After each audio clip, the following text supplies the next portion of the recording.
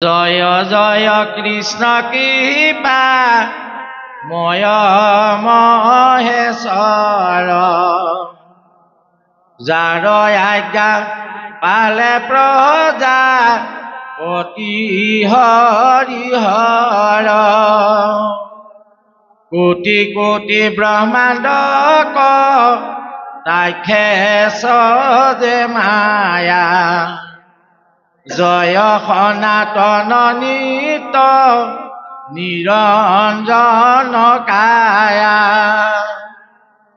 নমো মধুৰী পুৰাম মূৰ মহাগুৰু অন্ত কৰো অন্ত কব কত কল্পতৰু ইৰা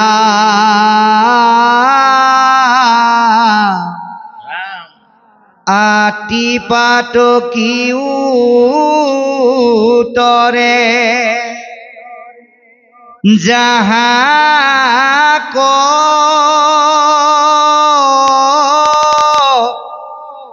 স্মৰণে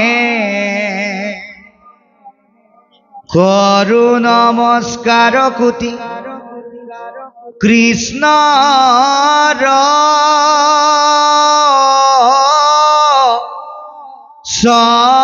চৰণে হে প্ৰভু পদ পঙ্কজক ধৰি দয়ত যেন মতে বুজুতিকা ভাইখৰ মত এ ৰাম কৃষ্ণ ৰয়া দেখে আমি হৰ্ষদীৰ ঘসন্দে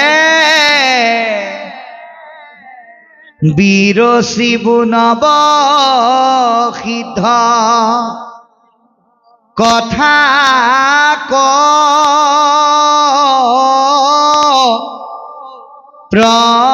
প্ৰবন্ধে বৈকুণ্ঠৰ শাস্ত্ৰ ইটো মহাভাগৱত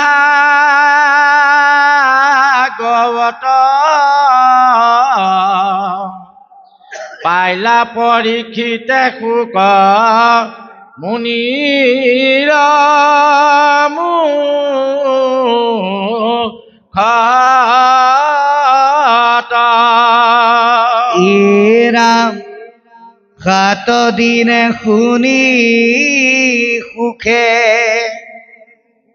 তৰিলা নৃপতি ঘোৰ কলি যুগে আত পৰে না হি গতি শুকনি গদতি শুনি দেহ পৰীক্ষিত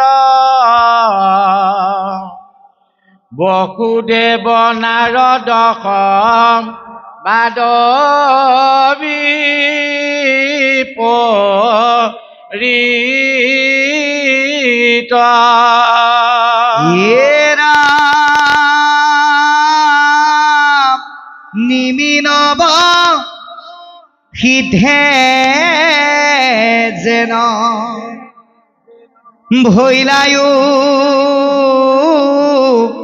পাইখান কহু খাব শেষ ৰাজা হুয়ু খা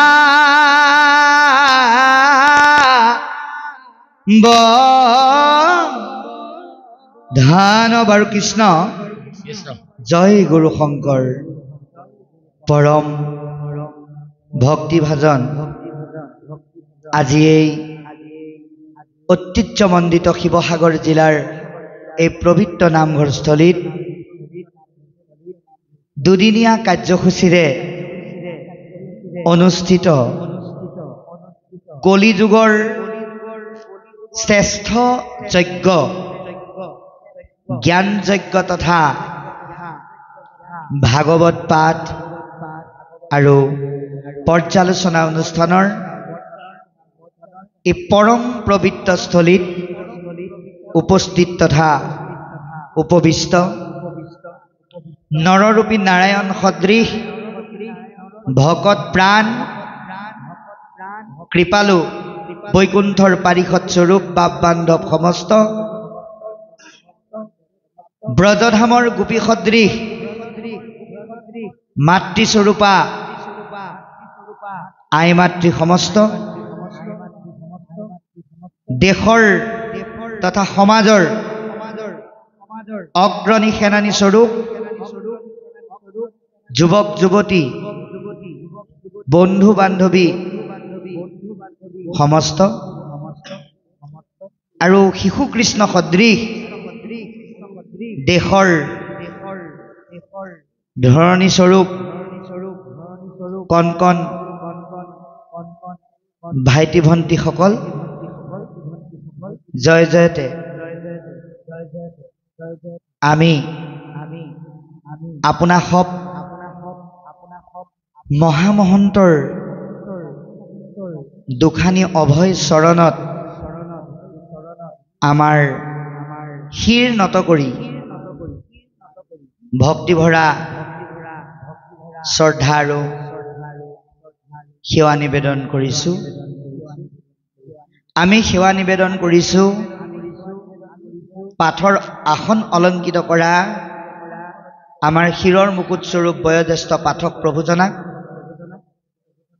আমি সেৱা নিবেদন কৰিছোঁ যিসকল সাধুৰ মহা অনুভৱত আজি বিশ্বনাথ চাৰিআলিৰ পৰা এই অকিঞ্চনে আহি আপোনা সবৰ চৰণ দৰ্শন আৰু সেৱা ধৰিবৰ কাৰণে সুবিধা পাইছোঁ। তেৰা সমস্তক আমি আন্তৰিক শ্ৰদ্ধা ভৰা সেৱা জনাইছোঁ। আমি সেৱা নিবেদন কৰিছোঁ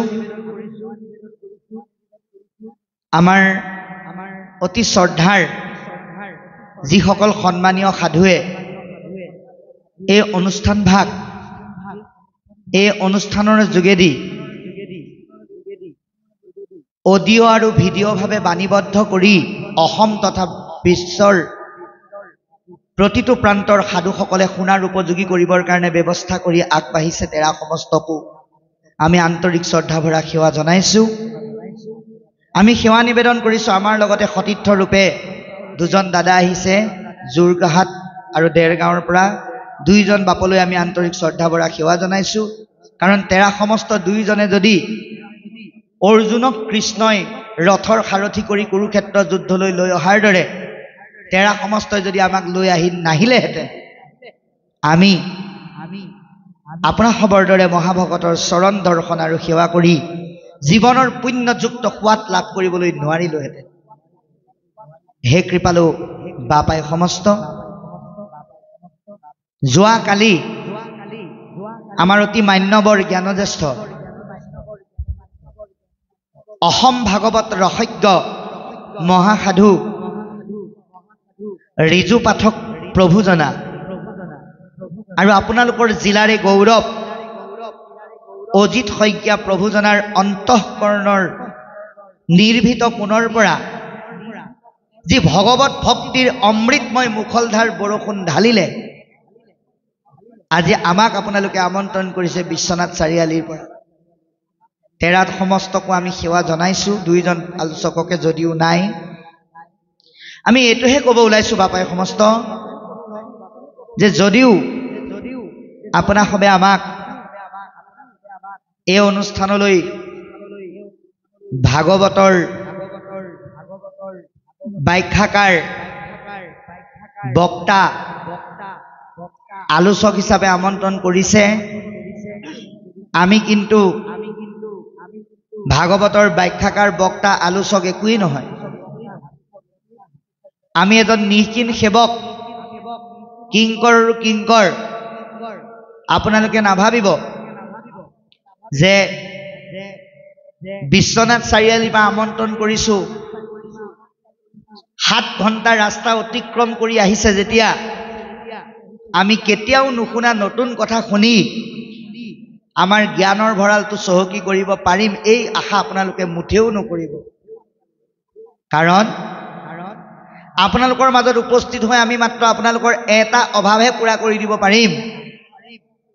সেইটোৱে হ'ল ইমান দিনা আপোনালোকে বিচাৰি থকা, চাই থকা, বুজি থকা, সম্ভেদ কৰি থকা অজ্ঞানী, মহামূৰ্খ, মহাপাপী, মহা অধমৰ শেষৰজনক যদি চাবলৈ মন আছে, তেতিয়াহ'লে আপোনালোকে এই 3 ঘণ্টা সময়ৰ কাৰণে নামঘৰলৈ আহক। সেইজনক আপোনালোকে সন্মুখত দেখা পাব। আমি তাৰ নিজেই প্ৰমাণ। যি কি নহওক, আপোনাক সবে এটা দায়িত্ব দিছে। এতিয়া আপোনালোকে ভাবিব পাৰে, যদি তুমি অজ্ঞানীয়ে হোৱা, মহামূৰ্খই হোৱা, তেতিয়াহ'লে আমি মতাৰ লগে লগেনো কেলে আহিলা? নোৱাৰো বুলি কোৱাহেঁতেনতো বেলেগ মানুহ মাতিলোহেঁতেন। হয়, আকৌ তাতো এটা ৰহস্য আছে যে আপোনাৰ খবৰ দৰে মহামহন্তই আমন্ত্ৰণ কৰাৰ পিছত নহাকে থকাৰ ধৃষ্টতাও আমাৰ নাই। এনেহেন অৱস্থাত আপোনাক সবে দিয়া দায়িত্ব আজ্ঞা হিচাপে পালন কৰি এই আসনস্থ হৈ আপোনালোকৰ পৰা দুটামান কৃষ্ণ কথা ভাগৱতৰ মাধ্যমেৰে শিকি জ্ঞানৰ ভঁৰালটো টনকিয়াল কৰিম বুলিহে আগবাঢ়িছোঁ। ইয়াত যদি কিবা ভুল ভ্ৰান্তি হয়, আপোনাক সবে নিজ গুণে মৰিখন কৰিব। এতিয়া কথা হ'ল, আজি আপোনালোকে এটা বৰ গুৰুত্বপূৰ্ণ বিষয়বস্তু, একাদশ স্কন্ধ, যিটো মহাপুৰুষে পিছত সংযোজন কৰিছে, যাক উপ আখ্যান বুলি কৈছে। ভাগৱতৰ মূল আখ্যানৰ লগত পিছত সংযোগ কৰিছে। এজন ৰজাৰ মনত সৃষ্টি হোৱা ভক্তিবাদ সাধুৰ যোগেদি প্ৰকাশ কৰি আপোনাৰ আমাৰ দৰে মায়াত পৰি থকা সকলে এই ভক্তিমুখী পথলৈ কেনেকৈ যাত্ৰা কৰে, আজি সুন্দৰকৈ ইয়াত আলোচনা হ'ব। ভাগৱতে কৰিব, আমি শিকিম। কিন্তু তাৰ আগতে এটা কথা উপলব্ধি আমি প্ৰত্যেকেই কৰিব লাগিব যে মূল বিষয়ৰ কথাকেইটা স্পষ্ট হোৱাটো তেতিয়াহে সহায় হ'ব যদিহে আমি ভাগৱতৰ অকণমান সন্মুখ ভাগ চাই লওঁ। যেনে এই ভাগৱতৰ মত্যত প্ৰথম শ্ৰৱণ কৰা শ্ৰোতাজনে আছিল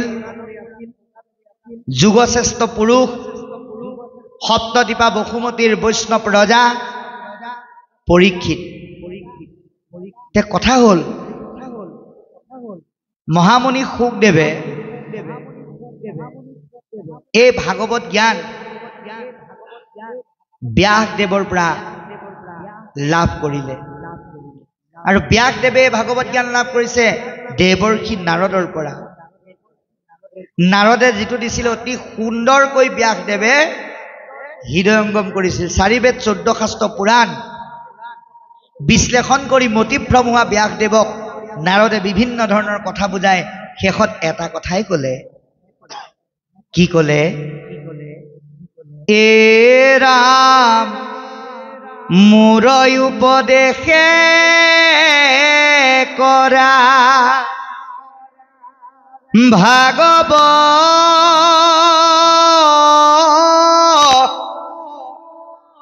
শাস্ত্ৰ প্ৰচাৰক গোবিন্দৰ গুণ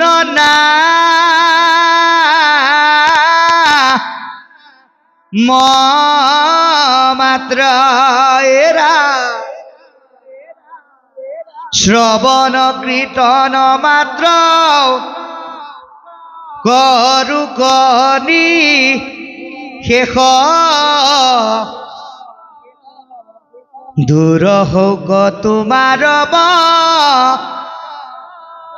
নৰ যত ক্লেশ। হে ব্যাস, তুমি মোৰ পৰামৰ্শ মৰ্মে ভাগৱত শাস্ত্ৰ প্ৰণয়ন কৰা আৰু ভাগৱতৰ যোগেদি মানুহৰ মূল বস্তুটো দি দিয়া, সেইটোৱে হ'ল নাম। ভাগৱতৰ উত্তম বস্তু বা মূল বস্তুৱে হৈছে নাম। সেইকাৰণে কৈছে বৈকুণ্ঠৰ কল্পতৰু ভাগৱত শাস্ত্ৰ, ইহাৰ উত্তম ফল হৰি নাম মাত্ৰ বুলি কৈছে। ভাগৱতৰ উত্তম ফল যে নাম বুলি ক'লে, কেলে ক'লে? নামক ভাগৱতে উত্তম ফল বুলি কিয় স্বীকৃতি দিলে? কাৰণ এটা আছে। কাৰণটো হ'ল নামৰ কেতিয়াও বিনাশ নাই, অবিনাশী বুলি কৈছে। কেৱল সুমধুৰভাৱে কৃষ্ণৰ চিন্তনক আবাহন কৰি সুমংগল প্ৰতিষ্ঠা কৰি আপুনি আমি যদি গাওঁ আৰু শুনো, এই সংসাৰ তৰি যাব পাৰিম। যি বাণী সাৰোগত কৰি ব্যাসদেৱে এই ভাগৱত মহামুনি শুকদেৱক প্ৰদান কৰিলে, আৰু শুকদেৱে এই ভাগৱত আনি পৰীক্ষিত ৰজাক দিলে। কেলে দিলে পৰীক্ষিতক? পৃথিৱীততো বহুত বৈষ্ণৱ আছিল, বহুত ৰজা আছিল, পৰীক্ষিতক কিয় দিলে? কেৱল ৰজা বা বৈষ্ণৱ হোৱাৰ কাৰণে পৰীক্ষিতে ভাগৱত লাভ কৰা নাই। ইয়াৰো এটা পৰম তত্ত্ব আছে। তত্ত্বটো কি? ভাগৱত জ্ঞান লাভ কৰিবৰ কাৰণে যিমানখিনি পুণ্য লাগে, পৰীক্ষিত ৰজাই সেই পুণ্যখিনি গৰ্ভতে অৰ্জন কৰি আহিছে। কেতিয়া? যেতিয়া অশ্বস্থমাই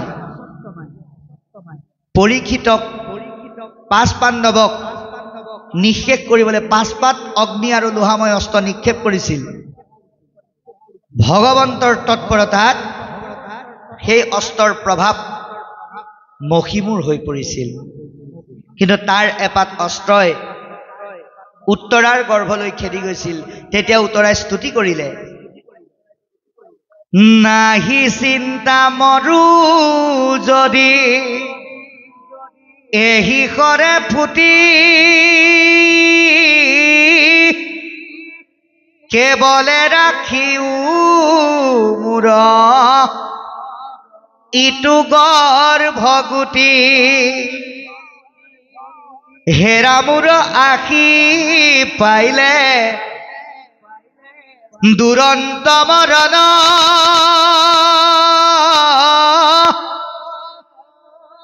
ৰাখিও চৰণে বাপ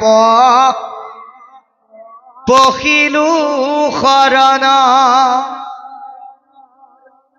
কি বুলি ক'লে? এই অশ্বস্থমাৰ অস্ত্ৰৰ প্ৰহাৰত মই যদি মৰিবও লগা হয়, তাত মোৰ কোনো দ্বিধাবোধ বা আক্ষেপ নাই, কিন্তু মোৰ এই গৰ্ভত থকাটো তুমি ৰক্ষা কৰা। তোমাৰ চৰণত মই আশ্ৰয় লৈছো। আৰু ভগৱন্তৰ দায়িত্বই হ'ল শৰণাগতজনক ৰক্ষা কৰা। সেইকাৰণে তেওঁ আহি গৰ্ভতে পৰীক্ষিতক দেখা দিলে। ভগৱন্ত দৃষ্টি পৰীক্ষাৰ সন্মুখীন হোৱাৰ কাৰণে তেওঁৰ এটা নাম হ'ল পৰীক্ষিত। ভগৱন্ত দৰ্শনত অমৃত দৃষ্টিৰে নতুন জীৱন লাভ কৰাৰ কাৰণে তেওঁৰ আন এটা নাম হ'ল বিষ্ণুৰাত। গতিকে এই পৰীক্ষিতে সেই পুণ্যৰ যোগেদি ভাগৱত পালে।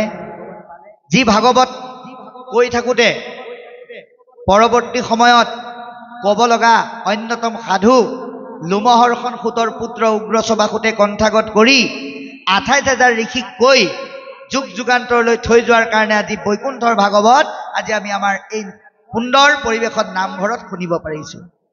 তাৰে এটি বিষয় নিমিনৱ সিদ্ধ সংবাদ। ইতিমধ্যে মংগলাচৰণত আমাক কৈছে জয় জয় কৃষ্ণ বুলি কৈছে।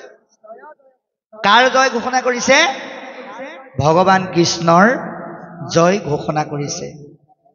জয় জয় কৃষ্ণ কৃপাময় মহেশ্বৰ বুলি কৈছে।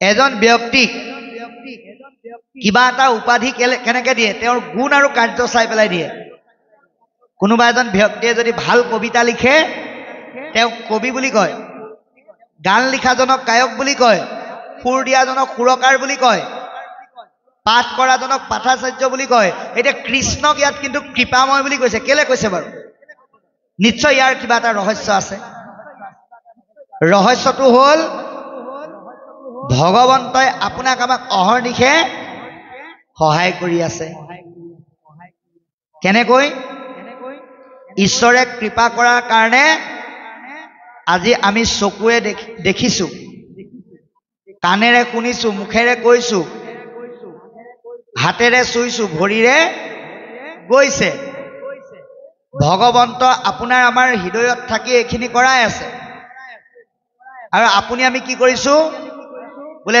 নচোৱা যিমতে নাচো সেইমতে তজু আজ্ঞা শিৰে ধৰি কৃষ্ণৰ হাতৰ পুতলা হৈ আপুনি আমি সকলোৱে পৰিচালিত হৈ আছো 1 মিনিট সময়ৰ কাৰণে যদি ভগৱন্তই কৈ দিয়ে তোমালোক ইয়াতে ৰৈ থাকা দেই মই অকমান তোমালোকৰ শৰীৰৰ পৰা ওলাই গুচি যাওঁ লগে লগে আপোনাৰ নামটো কি হৈ যাব হ আৰু আদৰি খাদৰি আনি বহিবলৈ দিয়া এই কুচনৰ আসনৰ পৰা চুচৰাই নি বাহিৰত পেলাই দিব কিয় পেলাই দিব কাৰণ ঈশ্বৰ নাই সেইকাৰণে জীৱহীন দেহটোক কি বুলি কয় বোলে নশ্বৰ দেহ নশ্বৰ মানে ঈশ্বৰ নাই তেওঁ থকা কাৰণেহে আপুনি আমি ইমানখিনি প্ৰমূল্য লাভ কৰিব পাৰিছো ঈশ্বৰ নাথাকিলে কিন্তু আপুনি সিমানখিনি আদৰ নেপায় তেওঁ আপোনাক আমাক কৃপা কৰি আছে অকল ইমানেই কৃপা কৰা নাই আপুনি টোপনিত লাল কাল আপোনাক উশাহ নিশাহ ল'বৰ কাৰণে নিৰ্মল অক্সিজেন প্ৰদান কৰিছে ৰাতিপুৱা সুন্দৰ সূৰ্যৰ পোহৰ দিছে তাৰ বিনিময়ত আপুনি মাহেকৰ মূৰত কিবা বিল দিব লগা হৈছে নেকি ভগৱন্ত নাই হোৱা ইমানখিনি কৃপা তেওঁ আমাক কৰি আছে এই কৃপাৰ মূল্য কোনে বুজিলে শ্ৰেষ্ঠ ভগৱন্তৰ অন্যতম অংশ সৃষ্টিকৰ্তা ব্ৰহ্মা পালনকৰ্তা বিষ্ণু আৰু সংহাৰকৰ্তা শিৱই কিন্তু বুদ্ধিকেই বুজিলে তেওঁলোকে ভগৱন্তৰ আজ্ঞা আখৰে আখৰে পালন কৰে সেইটোকে কৈছে যাৰ আজ্ঞা হিৰে বহে ব্ৰহ্মা হৰি ঘৰ এটা কথা হ'ল ভগৱন্তৰ আজ্ঞা তিনিওজনে পালন কৰে আপুনি আমি পালন কৰিব লাগে নালাগে বোলে লাগে যদি লাগে আমি কেনেকৈ পালন কৰিম প্ৰশ্ন আহিব যে ব্ৰহ্মা শিৱ আৰু বিষ্ণুৱে সাক্ষাতে ঈশ্বৰক দেখাৰ কাৰণে পালন কৰিব পাৰিলে আমিতো দেখা নাই নেদেখা বস্তু এটাই কোৱা কথাটো ক'ৰ পৰা গম পাম সেইকাৰণে তেওঁ কৈ গৈছে যে কলি যুগত মই কেতিয়াও কাকো শংখ চক্ৰ গদা পদ্মলৈ দেখা নিদিওঁ তেতিয়াহ'লে মই ক'ত থাকিম শব্দ ব্ৰহ্মৰূপে ভাগৱতত থাকিম ভকতে সুধি থাকিব মই কৈ থাকিম আৰু সেইমতে আমাৰ জীৱন চলিব লাগে গতিকে ভাগৱতৰ আজ্ঞা পালন কৰা আৰু ভগৱন্তৰ আজ্ঞা পালন কৰাৰ মাজত কোনো পাৰ্থক্য নাই তাৰ পৰৱৰ্তী লিখিছে কোটি কোটি ব্ৰহ্মাণ্ডে কটাক্ষে যাৰ মায়া জয় জয় সনাতন নিত্য নিৰঞ্জন কায়া ভগৱন্তই অকল এইখন ব্ৰহ্মাণ্ডই নহয় কোটি কোটি ব্ৰহ্মাণ্ড যাৰ কোনো হিচাপ নাই মহাপুৰুষ মাধৱদেৱে ভগৱন্তক কেইখন ব্ৰহ্মাণ্ডৰ অধিকাৰী বুলি ক'লে বাৰু গোবিন্দ গোবিন্দ গোবিন্দ গোবিন্দ গোবিন্দ ৰাম মুৰাৰী অনন্ত কোটি ব্ৰহ্মাণ্ড হৰি অধিকাৰী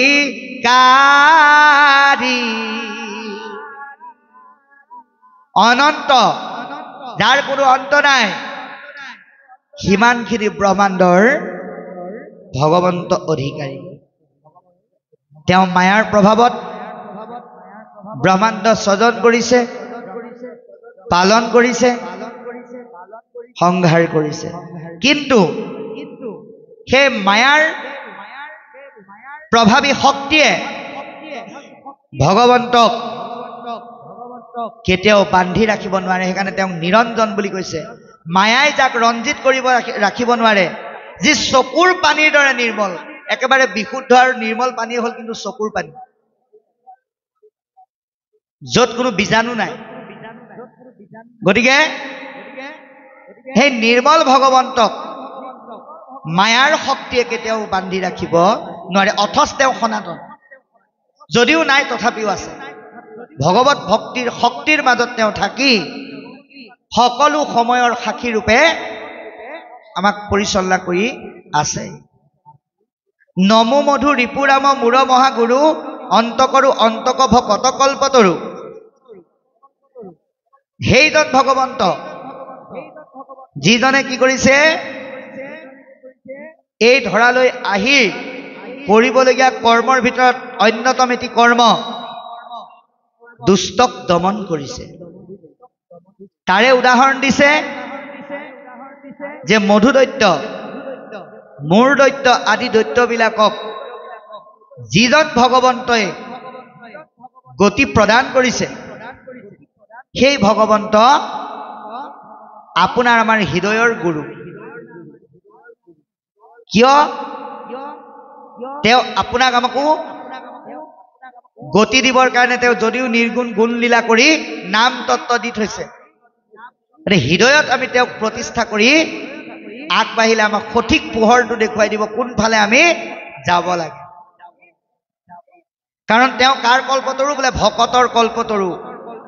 কল্পতৰু মানে যি বিচাৰে তাকে দিয়ে। কাক দিয়ে? সকলোকে নিদিয়ে, ভকতক দিয়ে। কেলে দিয়ে? কাৰণ ভকতে কেতিয়াও নিজৰ কাৰণে নিবিচাৰে।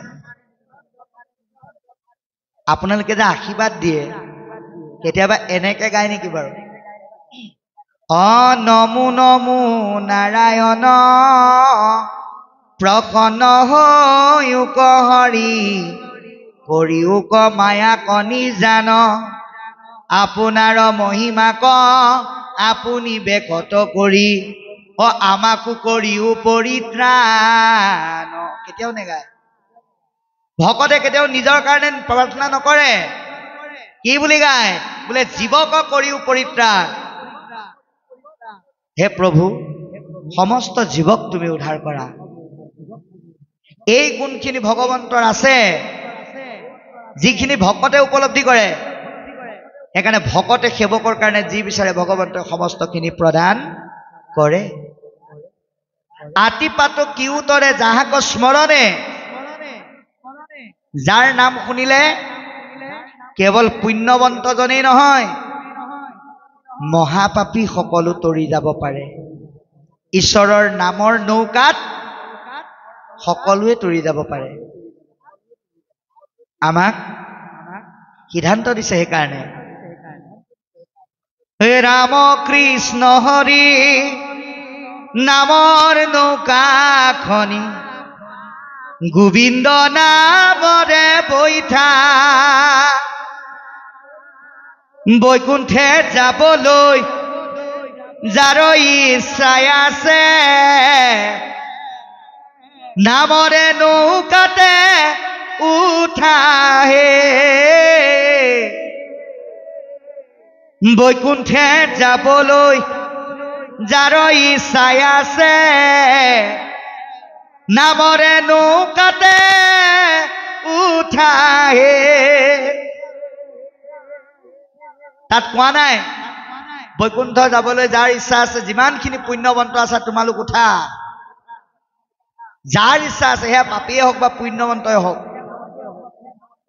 ভকতৰ যোগেদি ৰামকৃষ্ণ নামৰ নৌকাত উঠিবলৈ কৈছে। উঠিলে ভৱ সংসাৰ পাৰ হ'ব পাৰে। সেই নামৰ গৰাকীজনক গুৰুজনাই নমস্কাৰ জনাইছে। তাৰ পিছত কৈছে, প্ৰভুপদ পংকজক ধৰি হৃদয়ত, যেন মতে বুজুতিকা ভাষ্যৰ সন্মত। যে পৰম পুৰুষ ভগৱন্তৰ পদযুগল হৃদয়ত ধাৰণ কৰি ৰূপটো অংকিত কৰি টিকা ভাষ্যৰ মত অনুসাৰে এই কথাখিনি গুৰুজনাই বিশ্লেষণ কৰিছে। আৰু দাস্যভাৱ প্ৰকাশ কৰি কৈছে যে ইয়াত আমাৰ নিজা শক্তি নাই, কৃষ্ণৰ আদেশে আমি হৰ্ষ দীৰ্ঘ ছন্দে ভগৱন্তৰ আজ্ঞাত হস্ৰই দীৰ্ঘই বৰ্ণৰ সহায়ত এই নৱসিদ্ধ আৰু নিমিৰ বিষয়বস্তুখিনি বিশ্লেষণ কৰিম। এইটোৱে হ'ল দাস্য ভাৱনা।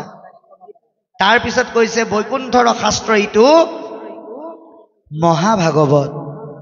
ভাগৱত কি?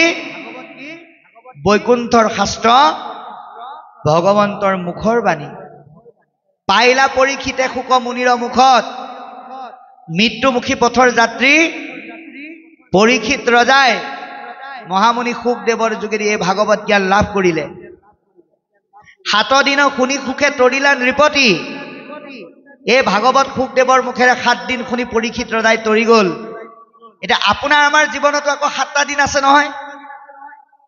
কেৱল পৰীক্ষিতৰ 7টা দিনেই নহয়, আপোনাৰ আমাৰ জীৱনতো 7টা দিন আছে। সপ্তাহৰ প্ৰথম বাৰটোৰ পৰা শেষৰ বাৰটোলৈ 7টা দিনত, বছৰত 12টা মাহ। সেইকাৰণে ভাগৱতৰ 12টা স্কন্ধ। এই 12টা স্কন্ধৰ মাধ্যমেৰে নিগৰিত নাম তত্ত্ব 7টা দিনত যাতে চৰ্চা নকৰাকৈ এটা দিনো পাৰ নহয়।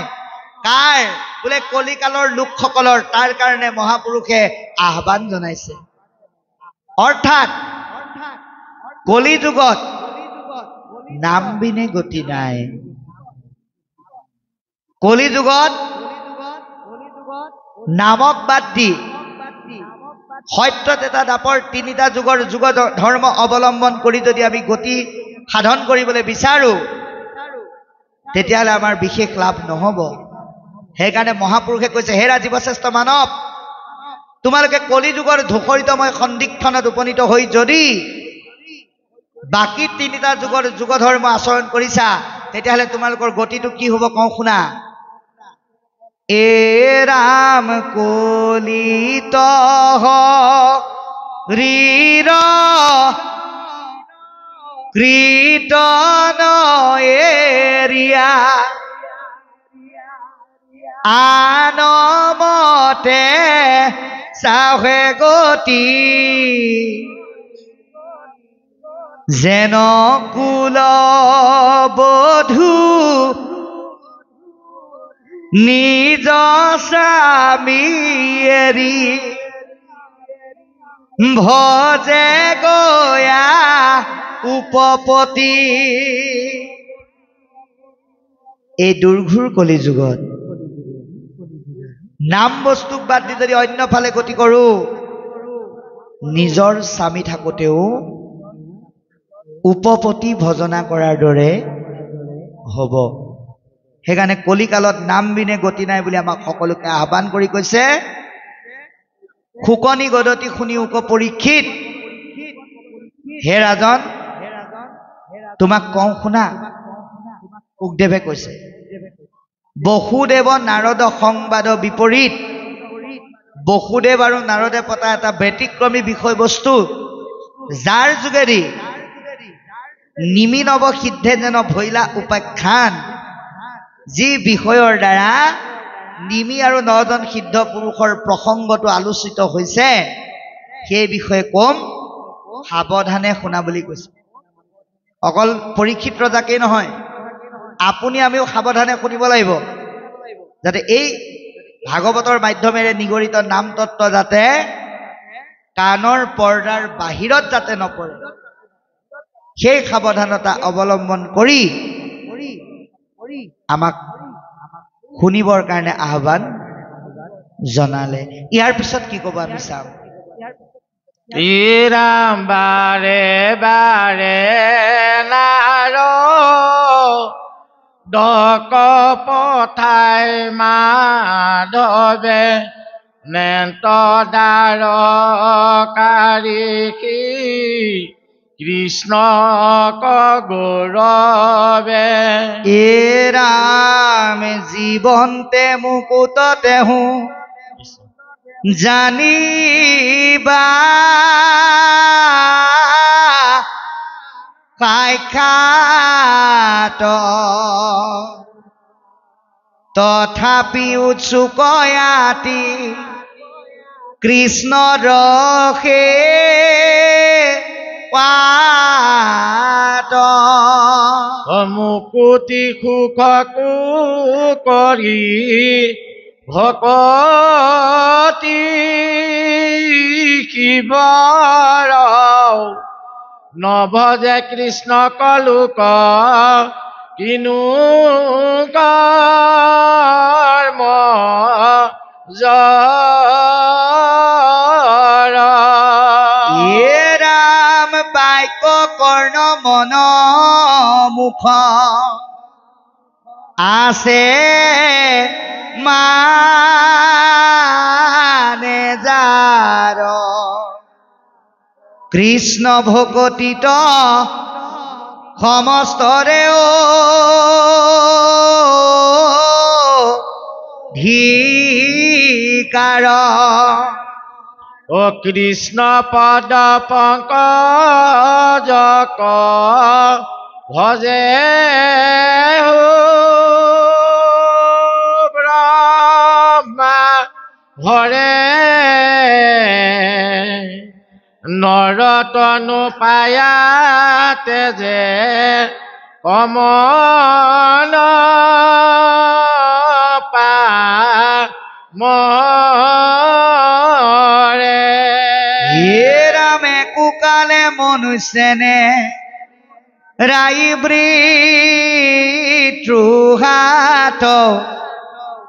তথাপি নভজি মৰে কৰি আত্ম ঘাত এই দিনে কনাৰদ বসু দেৱগী হে গৈলা দেখি বসুদেৱে পাদু দকশিৰে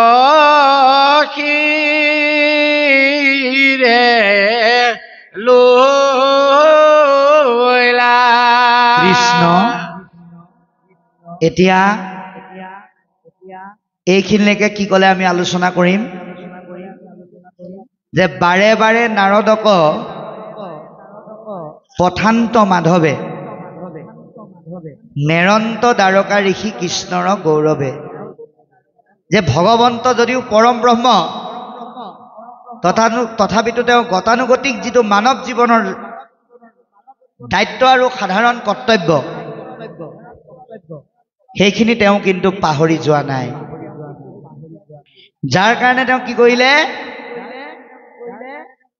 নাৰদক পঠাই দিছে বসুদেৱকে আদি কৰি সকলোৰে খবৰ এটা ল'বৰ কাৰণে কিন্তু ভগৱন্ত পদসেৱাৰ সুখৰ পৰা অকণমান আঁতৰি গ'লেই বঞ্চিত হ'ব লাগিব বুলি ভাবি তেওঁ যাব বিচৰা নাই গতিকে এইটোৱে হৈছে ভকতৰ প্ৰতি ভগৱন্তৰ প্ৰতি ভকতৰ প্ৰেম আজি নাৰদৰ মনত কৃষ্ণক এৰি যোৱাৰ দুখে যেনেকৈ ক্ৰিয়া কৰিছে আপোনাৰ আমাৰ মনতো সেই দুখ আৰু প্ৰেম আহিব লাগিব কেতিয়া যদিহে ভকতক ভগৱন্ত বুলি ভাবো তেতিয়া আমাৰ মনত আহিব লাগিব ভকতক এৰি যাবৰ সময়ত যশোদাই ভগৱন্তক কৃষ্ণক বান্ধিছিল ৰছীৰে বহুত ৰছী আনিলে কৃষ্ণৰ হাতত কিন্তু অকণমান হৈ যায় বাহ্যিক ৰছীয়ে কৃষ্ণক বান্ধিব নোৱাৰে কিন্তু বান্ধিব পাৰে কিহেৰে ভক্তি প্ৰেমৰ জৰিৰে সেইকাৰণে গুণী লোকে গায় ও ভকতৰ সংগ এৰি যাইব আমি কেনে কৰি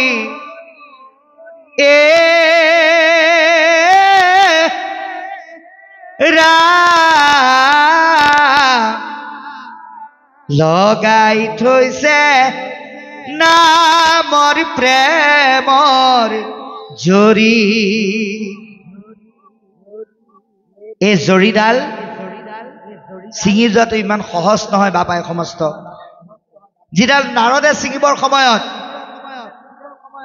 বাৰে বাৰে চকুৰ পানী নিগৰিছে হাত ভৰি কঁপিছে অথচ নাৰদ কি বুলি ক'লে জীৱন্ততে মুক্ত বুলি কৈছে আমাৰ বহুতে আকৌ মুক্তি মৰাৰ পিছত পায় বুলি ভাবে সেইকাৰণে বিছনাত পৰি থকা জনৰ ওচৰত গৈ পেলাই কোৱাকুই কৰে 3 দিন ধৰি পৰ দিলো দেখোন নমৰিলেই গতিকে আজি গীতা ভাগৱতকে অকমান পঢ়াই দিয়াচোন যাই যদি যাওক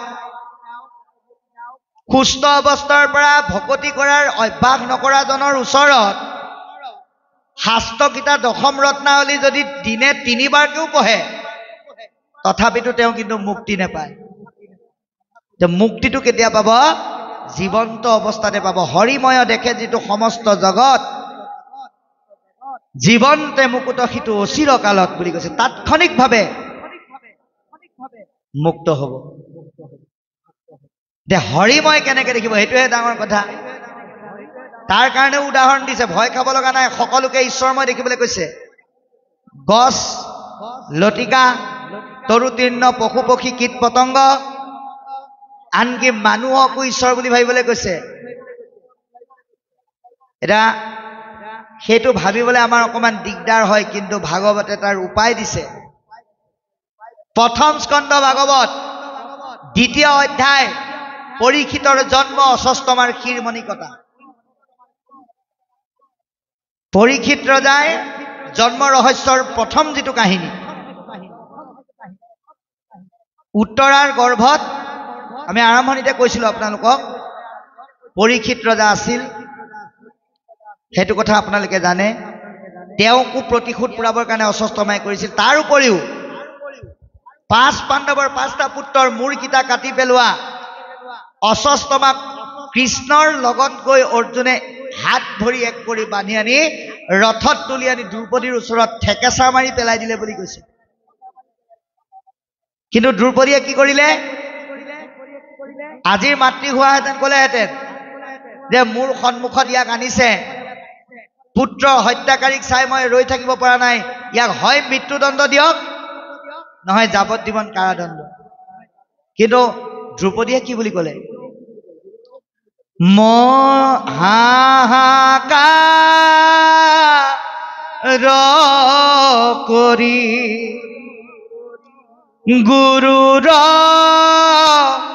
পুত্ৰৰ প্ৰণামী লাপাও চুই মেলা মেলা বান্ধ ইহান দুখে অধিকে ধাই জুই সঁচাকৈ যদি তোমালোকে মই শান্তিত থকাটো বিচাৰা এওঁক মুকলি কৰি দিয়া কাৰণ মই যেনেকৈ 5টা পুত্ৰৰ বিয়োগৰ দুখত কান্দিছো গৌতমী আইগৰাকীৰ কিন্তু এটাহে ল'ৰা আৰু এগৰাকী মাতৃৰ চকুৰ পানী মই পৃথিৱীত পৰাটো নিবিচাৰো এইটোৱে হ'ল ব্ৰহ্মময় ভাৱনা পৰস্পৰে পৰস্পৰৰ দুখ বুজাৰ যিটো চিন্তা আমিও উভয়ে উভয়ক সেই ভাৱেৰে ল'ব লাগিব গতিকে কৈছে মুকুতি সুখকো কৰি ভকতি সেৱৰ নভদে কৃষ্ণক লোকক কিনো কৰ্মদৰ আমি মুক্তি বিচাৰি ভগৱন্তক কেতিয়াও ভকতি কৰিব নালাগে 3য় স্কন্ধত কপিল প্ৰভুৱে কৈছে মা মূৰ সেৱা বিনে আক কদাপি বৈষ্ণৱে মই যাচি দেও যদি তথাপি নলৱে মুক্তি পুনু ভকতিৰ প্ৰাসংগিক মাত্ৰ ভকতি কৰন্তে মুকুতিৰ হুৱে পাত্ৰ ভকতে ভগৱন্তৰ পৰা কেৱল সেৱাৰ ৰস বিচাৰে কিন্তু সেৱাৰ ৰসৰ মাধ্যমেৰে ভক্তি কৰোতে কৰোতে আপনা আপুনি মুক্তিৰ গৰাকী হৈ যায় গতিকে নিস্বাৰ্থ ভক্তি মহাপ্ৰভু মাধৱদেৱে ঘোষাৰ কলম ধৰিয়ে দেখুৱাৰ দৰে আমি প্ৰত্যেকে কৰিলে ভক্তিৰ সুখটো আমি নিবিচৰাকৈ লাভ কৰিব পাৰিম। বাক্য কৰ্ণ মনমুখ আছে মানে যাৰ কৃষ্ণ ভকতিত সমস্তৰে অধিকাৰ। ভগৱন্তই আপোনাক আমাক কি দিয়া নাই? কথা ক'বলৈ মুখ দিছে, চিন্তা কৰিবলৈ মন দিছে, আৰু কি দিছে? শুনিবলৈ কাণ দিছে, গাবলৈ মুখ দিছে। এই আটাইকেইটা অংগ কৃষ্ণমুখী কৰক, বাক্যবিলাক ব্ৰহ্মময় কৰক, বাক্য সদায় কৃষ্ণমুখী কৰক। উদাহৰণ, মুখখন থাকিল বুলি যিকোনো বাক্য প্ৰয়োগ কৰিব নালাগে। এগৰাকী আদৰ্শৱান মাতৃৰ লগত আপোনালোক যদিও পৰিচিত, মই পৰিচয় কৰাই দিছোঁ, আমি পৰিচয় কৰাই দিছোঁ, সেইগৰাকী মাতৃয়ে হৈছে কৃষ্ণৰ মাতৃ যশোদা, যিগৰাকীয়ে ভগৱান কৃষ্ণক কেনেকৈ জগাইছিল? ও যাদৱ উঠাবন মালি ত্ৰিজগতৰ পতি হে, ও মাধৱ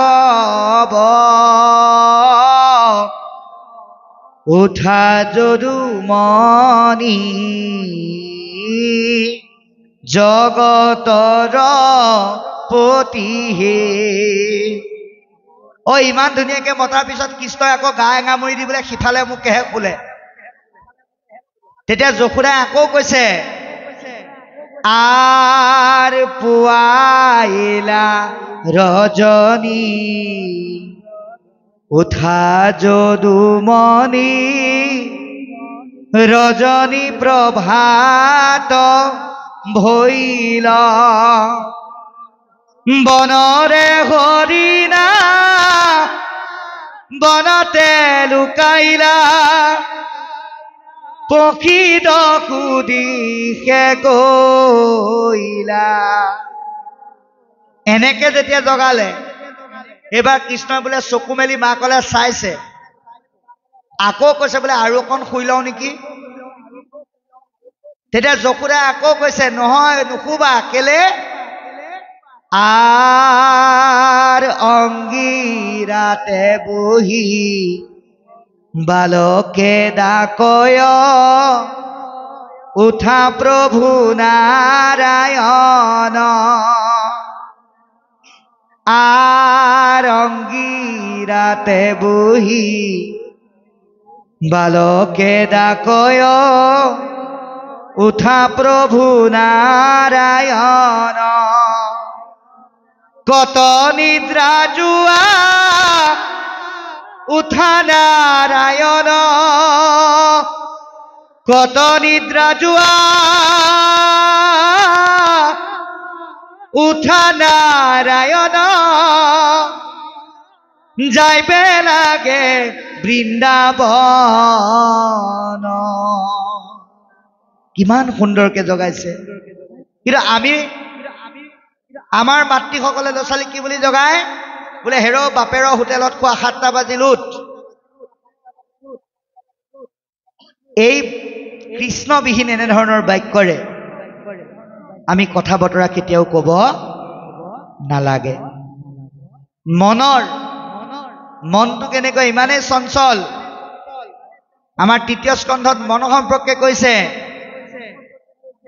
এ ৰাম বায়ুৱে মেঘক যেন ভ্ৰমাৱে পথত, তভুনু বুজয় মেঘে বায়ুৰ মহত। বায়ুৱে মেঘক বিভিন্ন ফালে পৰিভ্ৰমণ কৰাই ফুৰায়, কিন্তু মেঘে বায়ুৰ মহত্ব বুজি নাপায়। ঠিক তদ্ৰূপ আমাৰ মনটো মায়াৰ বতাহজাকৰ দ্বাৰা বিভিন্ন ফালে পৰিচালিত হৈ থাকে। এই মনটোক আমি স্থিতপ্ৰজ্ঞ কৰিবলৈ হ'লে ভক্তিক সংযোগ কৰিব লাগিব। কাণেৰে কৃষ্ণ কথা শুনিব লাগিব আৰু মুখেৰে গাব লাগিব। গতিকে কৃষ্ণ পদ পংকজক ভজে ব্ৰহ্মা হৰে, নৰতনু পায়াতে যে কমন পামৰে।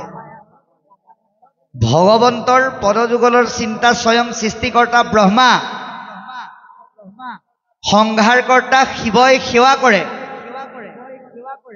এই নৰদেহ পোৱাৰ পিছত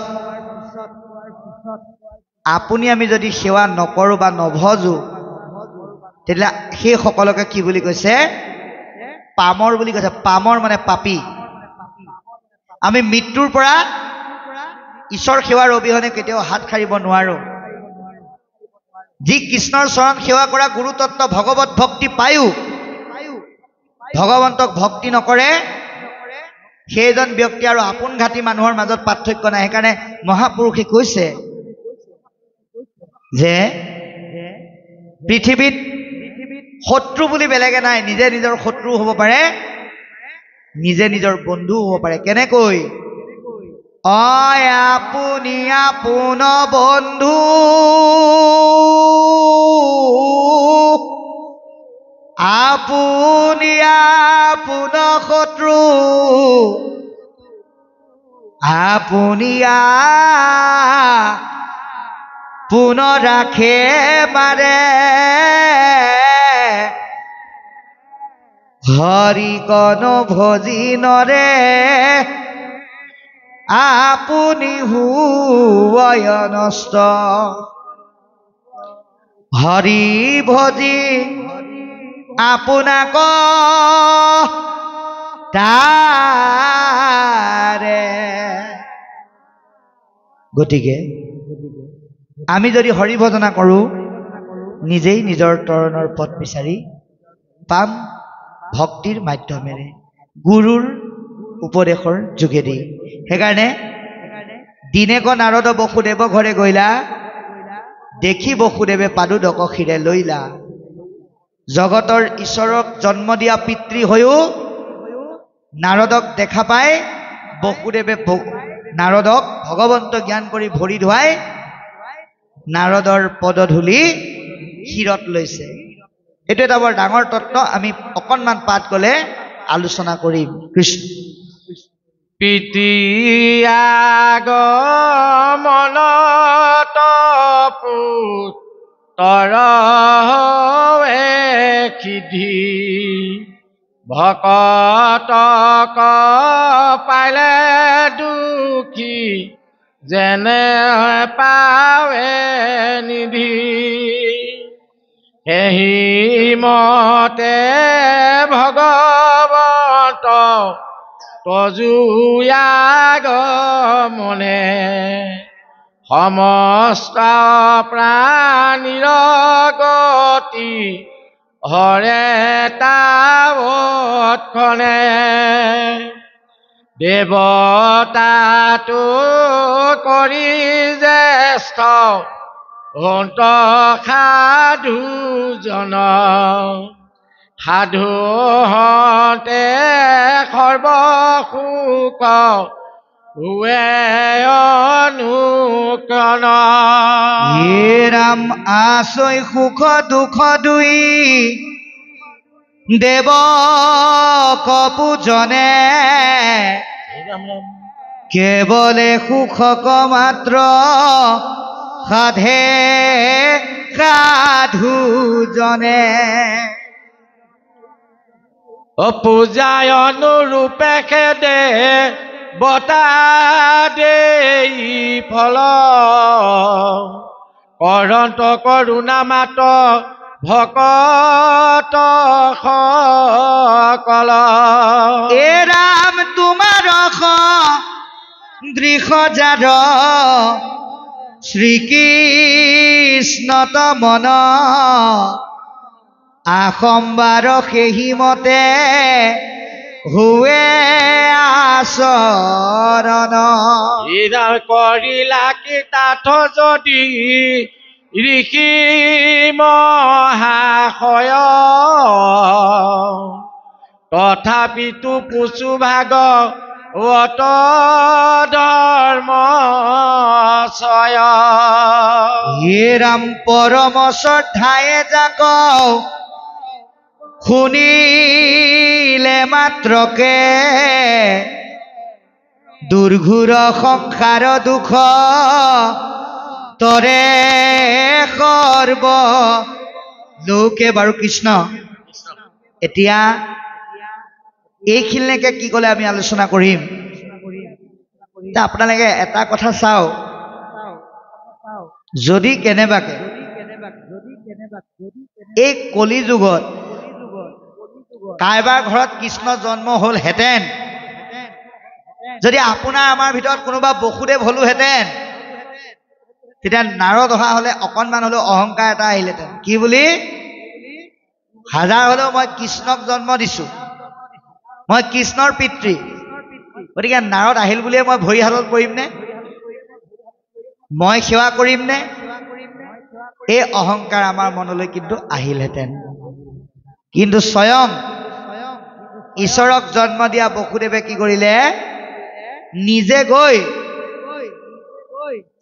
বাদ্য অৰ্ঘ অশ্ৰমণি কৰি নাৰদক সেৱা কৰি ভৰি ধুৱাই উপযুক্ত আসনত বহুৱাই কি কৰিছে? পদধূলি শিৰত লৈ অতি নম্ৰভাৱে বিনয়ীভাৱে প্ৰশ্নৰ অৱতাৰণা কৰিছে।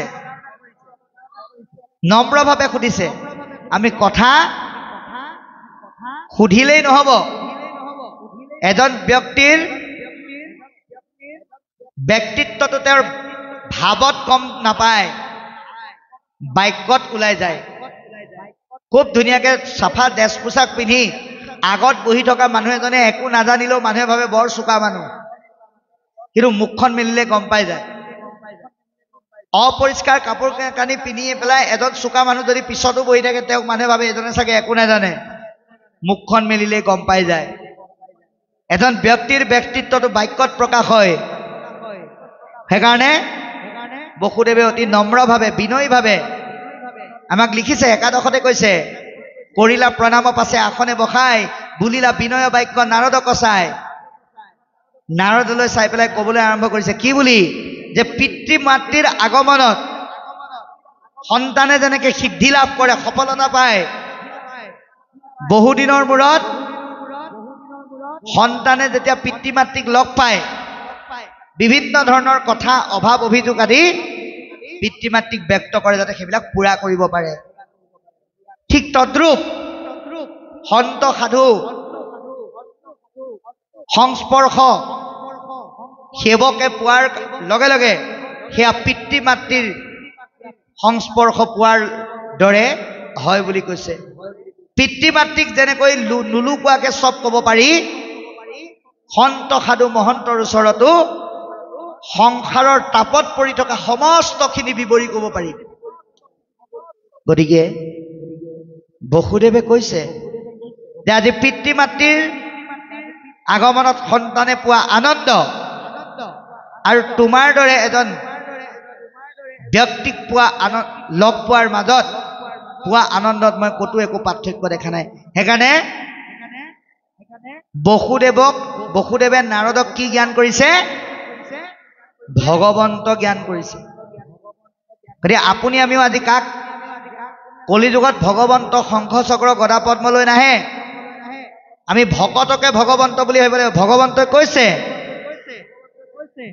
যে তুমি যদি মোৰ ভকতকে দেখি পেলাই যদি মাত এষাৰ লগাবলৈ সময় নাই, নামঘৰত গৈ পেলাই যদি তুমি গাই থাকা, ভকতি মিনতি প্ৰণতি নজানো, হৰি হৰি হৰি হৰি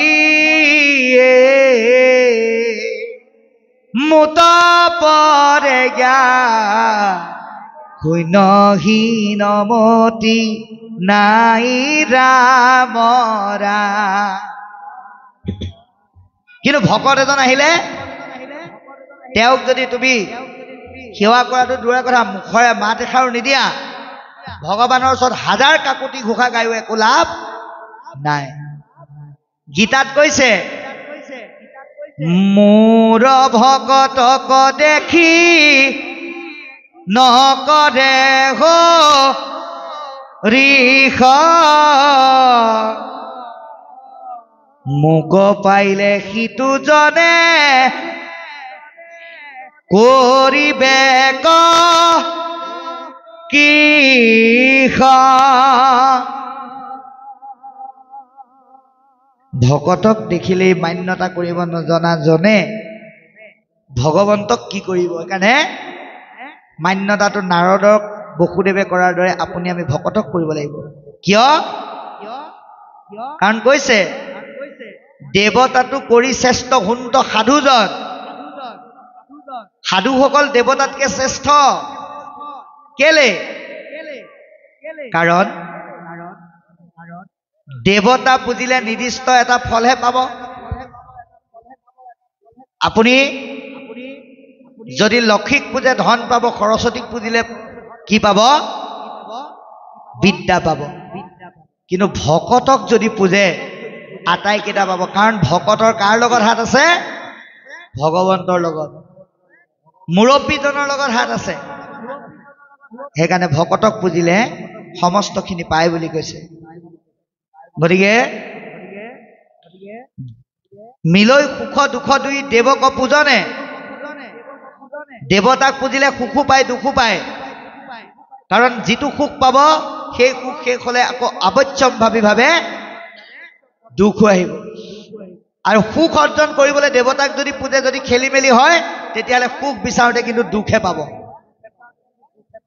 আৰু সেইকাৰণে আমাক কৈছে যে শংকামুক্ত সুখ পাবলৈ হলে ভকতৰ যোগেদি ভগৱন্তক ভজনা কৰা। পূজা অনুৰূপে সে দেৱতা দেই ফল। যোন দেৱতাক যেনেকে পূজে সেইমতেহে ফল দিব। কিন্তু ভকতে কৃপা দিয়ে। যিটো কৃপা পালে আমাক আৰু বেলেগ ফলৰ প্ৰয়োজন নাই। যেনেকৈ আনন্দত অমৃত যিটো কৰয় ভোজন তাক দধি দুগ্ধৰ কিবা প্ৰয়োজন। যিজনে আনন্দ মনে অমৃত খায় তেওঁক আকৌ গাখীৰ আৰু দধিৰ কোনো দৈৰ প্ৰয়োজন নাই। ঠিক তদ্ৰূপ ভকতৰ যোগেদি ভগৱন্তক পুজিলে আমাক আৰু আপদযুক্ত তাপে কেতিয়াও ক্ৰিয়া কৰিব নোৱাৰে। গতিকে বসুদেৱে কৈছে তোমাৰ আগমনতে মই কৃতাৰ্থ হৈছো। কিন্তু তথাপিতো তোমাৰ মুখেৰে অকণমান ভাগৱত ধৰ্মৰ সম্পৰ্কে শুনি পেলাই জানিব বিচাৰিছো। কাৰণ পৰম শ্ৰদ্ধায়ে যাক শুনিলে মাত্ৰকে দুৰ্ঘোৰ সংসাৰ দুখ তৰে সৰ্বলোকে। যে আপুনি ভাগৱতলৈ আহিলে বুলিয়েই বহিলে বুলিয়েই ইয়াৰ পুণ্য বা সফলতা লাভ কৰিব নোৱাৰে যদিহে ভক্তি নামৰ বন্তি গছিত শ্ৰদ্ধা নামৰ তেল টুপি ধলা নাই। আপুনি যদি আহিব লাগে আহিল, বহিব লাগে বহিল, কামত নাহিব। মানে কথাটো এনেকুৱা, আপোনালোকৰ ইয়াত আজি ভাগৱত অনুষ্ঠান আৰম্ভ হৈছে 12:01। কোনোবাই যদি ভাবে যে মই ৰাতিলৈকে ভাগৱত শুনিম, দেহটো বহি আছে, ৰাতি 12টালৈকে ভাগৱতেই হ'ল যেনিবা। পিছদিনা সুধিলো বোলো কালি আপোনালোকৰ তাত ভাগৱত হৈছিল বোলে হয়। কি পঢ়িছিল? বোলে ৰামৰ কথা পঢ়িছিল। উদাহৰণ এটা দিছো। বোলে ৰামৰ কথা পঢ়াৰ পিছত আপুনি কি পালে? বোলে ভাগৱতৰ মধ্যে সপ্তকাণ্ড রামায়ণ পঢ়ি শেষ করলাম। তারপরে আমি উহাকে পুছলাম যে সীতারামের কি? ওয়ে বললাম বলে সীতারামের মা। গোটেই ৰামায়ণৰ সাৰাংশ ভাগৱতত থৈ দিলে আৰু পঢ়িলে, শুনাৰ পিছত কি বুলি ক'লে বোলে সীতাৰামৰ মাক বুলিহে বুজি পালো। এতিয়া 12 ঘণ্টা পঢ়িলেও কামত নাহে। কিন্তু আপোনালোকৰ দৰে এই 12:01 পৰা আপোনালোকে ভাগৱত শুনিছে আৰু এতিয়া 1:11 এই সময়খিনিতো আপোনাৰ হবে যদি 1 ঘণ্টা 10 মিনিট ভাগৱত শুনিও যদি কিবা এটা লৈ যাব পাৰিছে, সেইটোহে আচল সম্পদ। গতিকে আমি কিমান সময় শুনিছো সেইটো ডাঙৰ কথা নহয়, কেনেকৈ শুনিছো সেইটোহে ডাঙৰ কথা। সেইকাৰণে শ্ৰদ্ধাযুক্তভাৱে আমাক শুনিবলৈ কৈছে, তেতিয়া আমি এই সংসাৰৰ দুখৰ পৰা আমি সকলো পৰিত্ৰাণ পাম। ইয়াৰ পিছত কি ক'ব ছাৰ? পূজায় অনুৰূপে খে দেৱতা দে ফল কৰন্ত কৰোণা মাত্ৰ ভকত সকল তোমাৰ সদৃশ যাৰ শ্ৰীকৃষ্ণ তমন তা সম্বাদ এহি মত হুৱে চৰণ কৰিলা কৃতাৰ্থ যদি ঋষি মহাশয়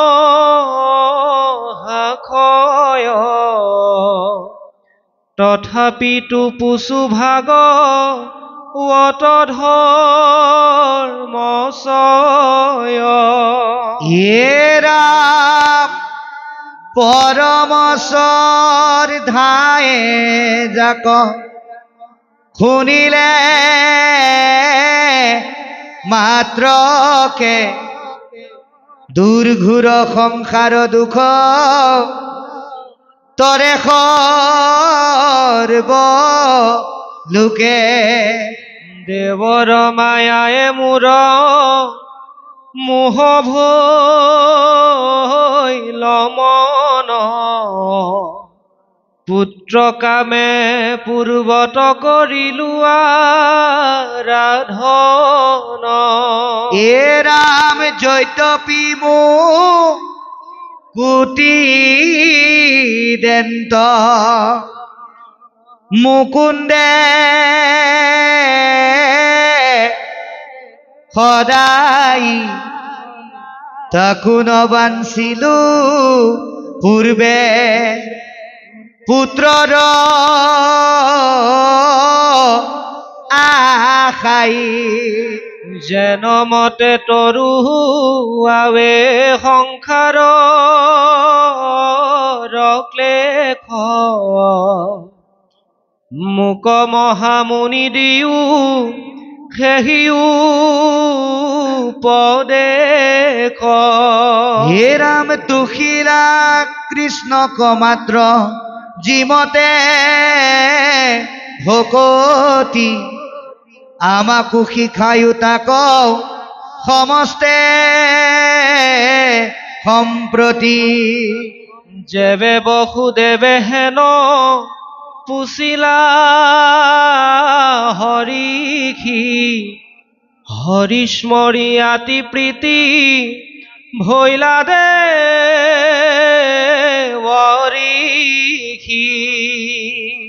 হে ৰাম পুলকিত তনু মনে মিলিল আলাদ পাছে বসুদেৱক কৰিলা ধূৰ্বাদ হে ৰামে ধন্য ধন্য সাৰ বুদ্ধি কৰিলা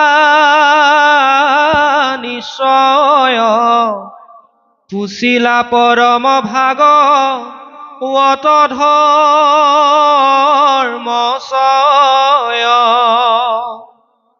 জগত পবিত্ৰ কৰে যাহাৰ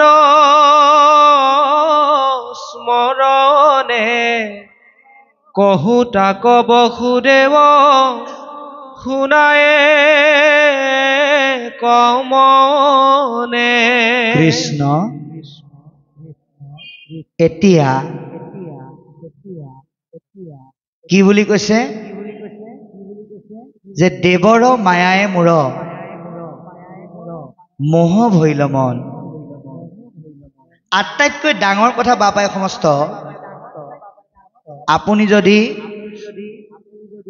নিজে নিজক দেখা পায়, নিজে নিজৰ যদি ভুলটো সমালোচনা কৰিব পাৰিছে, তাতকৈ মহান গুণ আৰু একো নাই।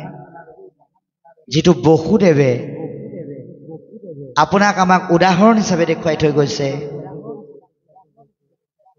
কি বুলি কৈছে? অতি সুন্দৰকৈ কৈছে যে দেৱতাৰ মায়াত মহাচন্ন হৈ মই ভগৱন্তৰ চৰণত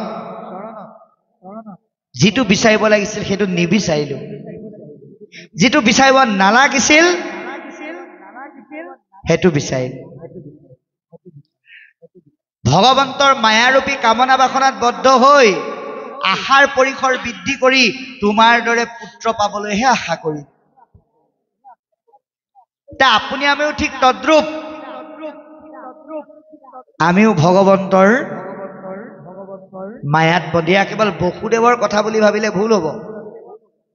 আপুনি আমিও ভগৱন্তৰ মায়াত পৰি আছো। কেনেকৈ? তোমাৰ মায়ায়ে মন মোহি আছে, হৰি হৰি হৰি হৰি অজ্ঞান আন্ধাৰে পৰিয়া পাৰনা পাউ ৰাম ৰাম। ভগৱন্তৰ অজ্ঞান স্বৰূপ মায়াত বসুদেৱে পৰিছো বুলি যদিও কৈছে, কিন্তু দৰাচলতে আপুনি আমিহে পৰিছো। আমি ভগৱন্তৰ পৰা কৰিব লাগিছিল প্ৰেম কামনা, কিন্তু আমি ভগৱন্তৰ পৰা কি আশা কৰিলো? কাম কামনা। আমি ভগৱন্তক কি বিচাৰিলো? যে হে প্ৰভু, পুত্ৰ দিয়া, ভাৰ্যা দিয়া, ধন দিয়া, জন দিয়া, ঐশ্বৰ্য দিয়া, বিভূতি দিয়া, যিমান পাৰা প্ৰভু আমাক দিয়ে থাকা। হয় মানে নাতে। এটকা দিয়াৰ লগে লগে 100 টকা, 100 টকাৰ লগে লগে 1000 টকা, 1000 টকাৰ লগে লগে লাখ টকা, কোটি টকালৈকে বিচাৰি যিমান দিলে সিমান ভগৱানক ভাল পালো, পুৱা গধূলি প্ৰাৰ্থনা কৰিলো, পাৰিলে আৰু দিয়া, যেতিয়াই নিদিয়া হল উৰে পাৰে তেওঁক কণাৰ বিধতা বুলি গৰিহণা দিলো। এয়া কিহৰ ফল? মায়াৰ ফল। আমি ভগৱন্তৰ পৰা বিচাৰিব নালাগে। কেলে নালাগে? তেওঁ সম্পৰ্কে 10ম স্কন্ধ ভাগৱতত দেৱতাসকলে স্তুতি কৰিছে। ভগৱন্ত কৃষ্ণ ৰূপে জন্মগ্ৰহণ কৰাৰ প্ৰাক মুহূৰ্তত কি বুলি? এ ৰাম তুমি সত্যব্ৰত, মুখ্যৰ সাধন, সৰ্বকালে থাকা স্বামী, মহা পঞ্চভূত তোমাতে উপজ, তুমি সৰ্ব অন্ত্ৰ যোৱামী। যে হে প্ৰভু, তুমি সত্যৰ ৰক্ষা কৰোতা, তুমি সকলো জীৱৰ অন্তৰৰ কথা জানা, সেইকাৰণে তোমাৰ নাম অন্তৰ্যামী, আৰু তুমি জগতৰ গৰাকী। ঠিক তদ্ৰূপ এখন গৃহস্থৰ ঘৰলৈ গ'লে গৃহস্থক আপোনাৰ ঘৰলৈ মই আহিছোঁ, মোক চাহ দিয়ক, জলপান দিয়ক, মোক আমুক দিয়ক বুলি আমি যেনেকৈ নকলেও গৃহস্থই আতিথ্য কৰে, ঠিক তদ্ৰূপ আপুনি আমি ভগৱন্তই কৃপা কৰাৰ কাৰণে তেওঁ সাজি দিয়া এই পৃথিৱী নামৰ ঘৰটোলৈ আহিছোঁ। এই ঘৰটোৰ গৰাকী কিন্তু তেওঁ। এতিয়া এই ঘৰটোলৈ আহি পেলাই আমি তেওঁৰ নামৰ যোগেদি বিচাৰিব লাগিছিল ভক্তি, কিন্তু আমি কি কৰিলোঁ? ভগৱন্তই সাজি দিয়া ঘৰখনত আমি এখন বজাৰ পাতি দিলোঁ। কি বজাৰ? মায়াৰ বজাৰ। সেইকাৰণে আমি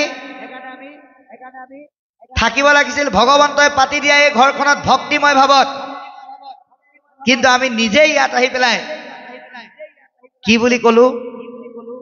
আহিছিলো মায়াৰ বজাৰলে,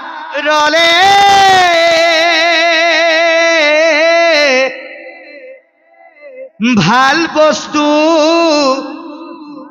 কিনি খাবলে, ভাল বস্তু কিনা নহল, মায়াহে কিনা হল, মন ভাৱনা কেনিবাদি গলেৰা, মন ভাৱনা কেনিবাদি গল। মনৰ ভাৱনা মায়াত যেনি তনি গুচি গল। সেইকাৰণে আমি ভগৱন্তৰ পৰা একো বিচাৰিব নালাগে। কি বিচাৰিব লাগে? আমি সদায় বিচাৰি থাকো কৃপাৰ সাগৰ দৈৱকী নন্দন পুৰিও মনৰ কাম। মনৰ কামনা কি? ভক্তৰ সং সদা নুগুচুক মুখে তোৱা গুণনাম। ভকতৰ সং, ঈশ্বৰৰ নাম আমি যাতে কেতিয়াও এৰিব লগা নহয়, এই কামনা আমি ভগৱন্তৰ ওচৰত কৰিব লাগে। সেইকাৰণে কৈছে কি বুলি? কেনমতে তৰু বাবে সংসাৰৰ ক্লেশ, সংসাৰৰ দুখৰ পৰা কেনেকৈ পৰিত্ৰাণ পাওঁ, মহামুনি দিও মোক সেই উপদেশ। হে মুনিবৰ মোক সেই বিষয়ে উপদেশ দি কৃপা কৰা। তুখিলা কৃষ্ণক তুমি যিমতে ভকতি, ভগৱন্তক কেনেকৈ তুমি সন্তুষ্ট কৰিলা ভক্তিৰ যোগেদি, আমাকো শিকায়ো তাক সমস্তে সম্প্ৰতি, আমাক সাম্প্ৰতিক সময়ত সেই কথাখিনি কৈ কৃপা কৰা। যেবে বসুদেৱে হেন পুছিলা হৰিষি, যেতিয়াই বসুদেৱে আনন্দ মনে এই কথাখিনি সুধিলে, হৰি স্মৰি আতি প্ৰীতি ভৈলা মহাৰিষি। গতিকে কি বুলি কৈছে? ভগৱন্তক স্মৰণ কৰি পৰম প্ৰেমত নাৰদ আনন্দিত হল। পুলকিত তনু মনে মিলিল আহ্লাদ, পাছে বসুদেৱক কৰিলা সাধুৰ বাদ। নাৰদৰ মন পুলকিত হৈ বসুদেৱক সাধু মান্যতা কৰি কৈছে, কি বুলি কৈছে? যে হে নাৰদ, সঁচাকৈ মই তোমাক ধন্যবাদ জনাইছো। তুমি এজন মান্যবৰ ব্যক্তি, আৰু সেইকাৰণে তুমি ভাগৱত ধৰ্ম সম্পৰ্কে অতি দৰকাৰী প্ৰশ্ন অৱতাৰণা কৰিছা। যিখিনি কথা শ্ৰৱণ কৰিলে, শ্ৰৱণটো দূৰৰে কথা, যিখিনি কথা শুনিলে কৃতাৰ্থ হয়, স্মৰণ কৰিলে কৃতাৰ্থ হয়, তেনে ভাগৱতৰ তত্ত্ব সম্বলিত কথা তুমি সুধিলা আৰু সাৱধানে শুনা। এতিয়া ভাগৱত তত্ত্ব কথা শুনি আমি যদি আনন্দ ল'ব পাৰোঁ, তেতিয়াহ'লে আমাৰ জীৱন কৃতাৰ্থ হয় বুলি কৈছে। কাৰ? সকলোৰে হয় বুলি কৈছে। এতিয়া ভাগৱতৰ মাজত নিহিত হৈ থকা এনেকুৱা কি বস্তু আছে যিটোৱে নেকি অকল নিৰ্দিষ্ট এটা জাতি, ধৰ্ম, বৰ্ণ বা শ্ৰেণী নহয়, সমস্ত মানৱ তথা জীৱকুলক উপকাৰ কৰে। কি আছেনো এনেকুৱা ভাগৱতত? শাস্ত্ৰই সিদ্ধান্ত দিছে সেইটো যে এনেকুৱা এটা বস্তু আছে যিয়ে সমস্তকে কৃতাৰ্থ কৰে। কি আছে? আহাৰ চাৰি বেদ ৰামায়ণ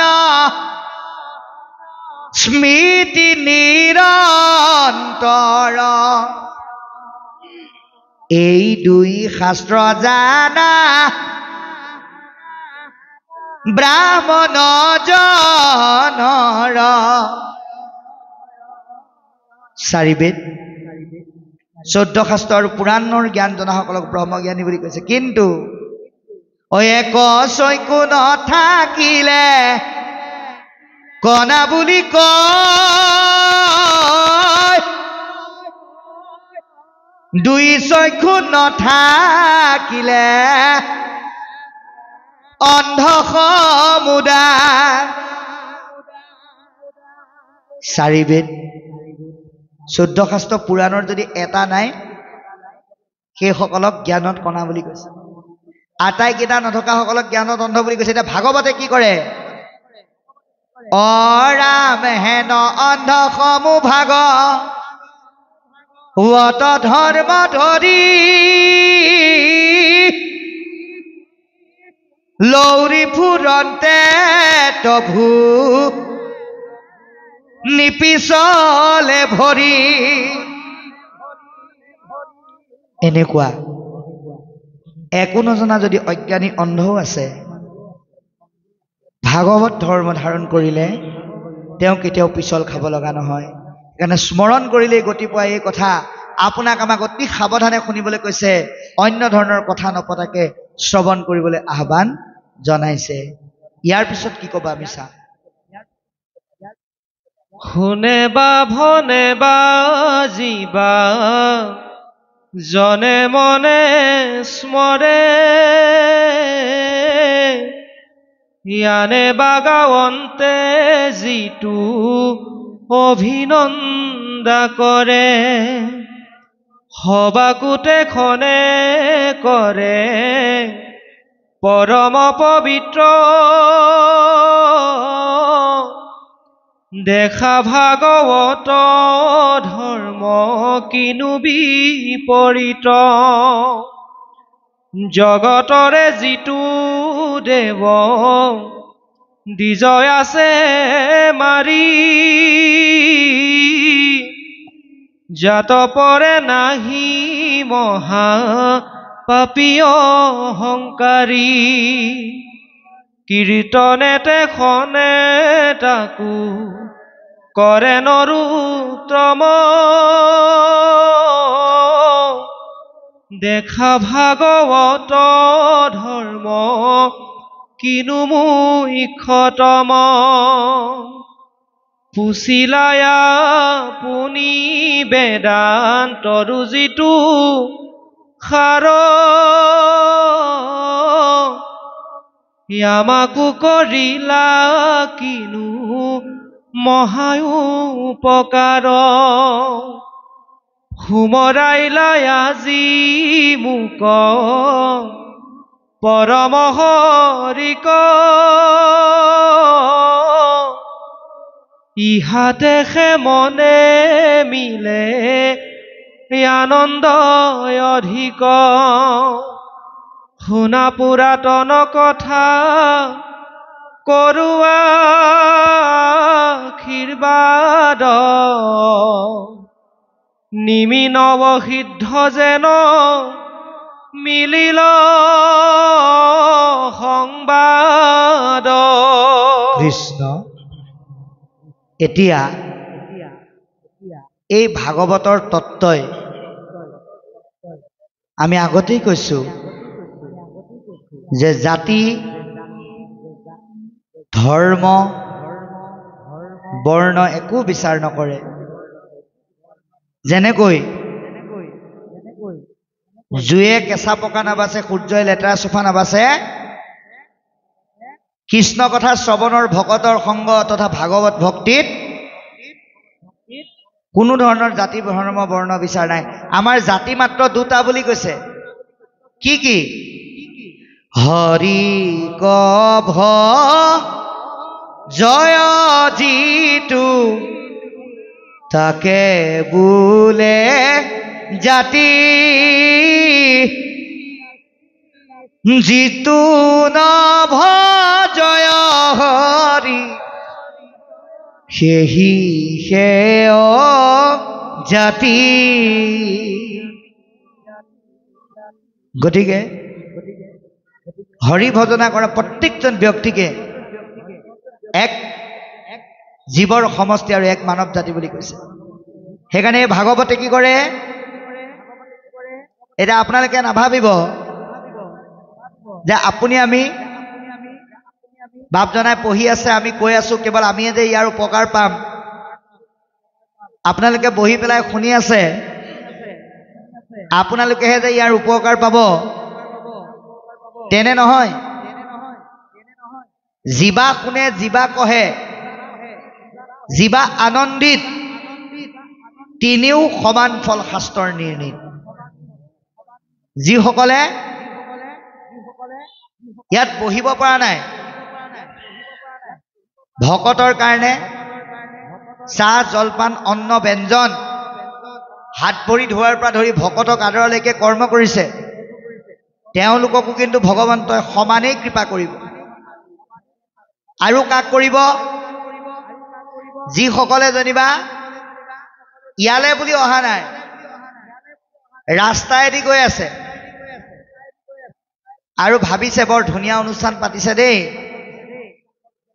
গম পোৱাহেঁতেন আজি আমুক কামলৈ নগৈ তালৈকে আহিলোহেঁতেন, তেওঁক কিন্তু ভগৱন্তই সমানেই কৃপা কৰে। যিসকল ভাগৱত ধৰ্মৰ কৃপাটো ইমানেই মহান যে ব্ৰহ্ম হত্যাকাৰী,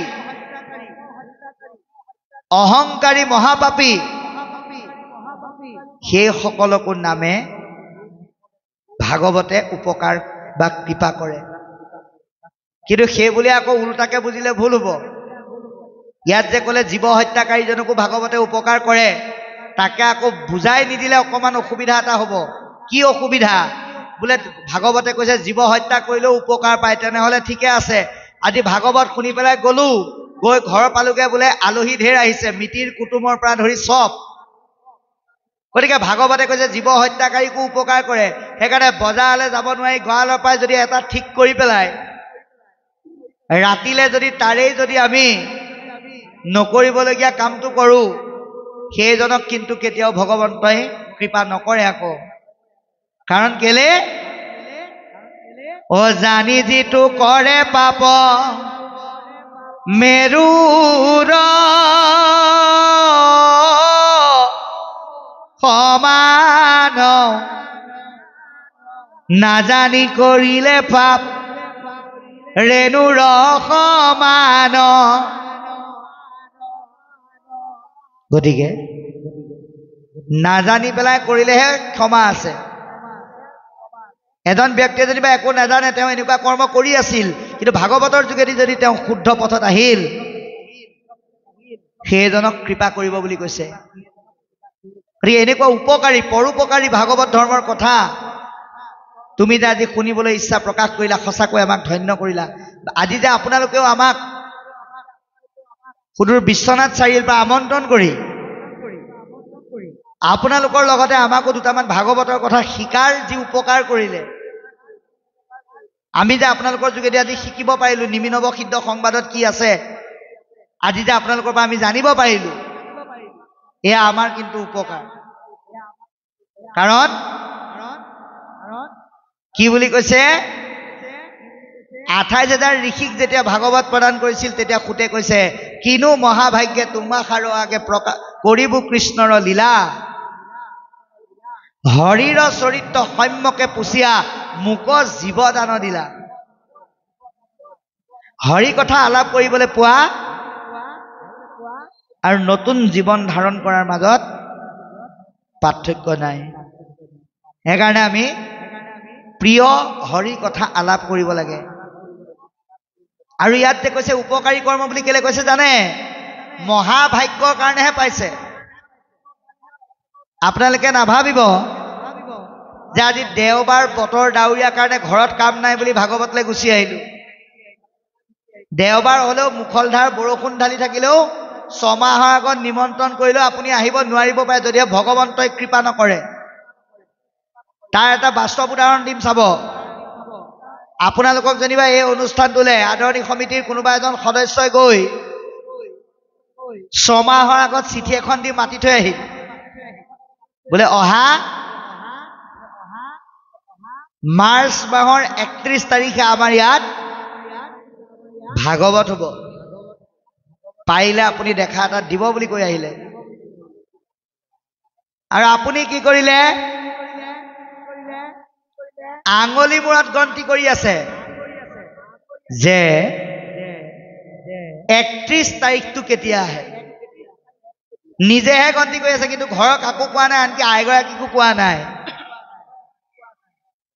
আজি ৰাতিপুৱা যেনিবা আপুনি গা পা ধুই গুৰু সেৱা কৰি পেলাই আইগৰাকীক ক'লে বোলে নতুন চেলেং গামোচা ধুতি উলিয়াই দিয়া বোলে কলৈ যায় বোলে নামঘৰত ভাগৱত আছে মাতি থৈ যোৱা 6 মাহ হ'ল বোলে আপুনি মোক আগতে নকলে কেলে বোলে কি নহল আজি কোৱা বোলে কালি চুৰিয়া চোলা সব ধুই দিলো বৰষুণত তিতি আছে শুকুৱাই নাই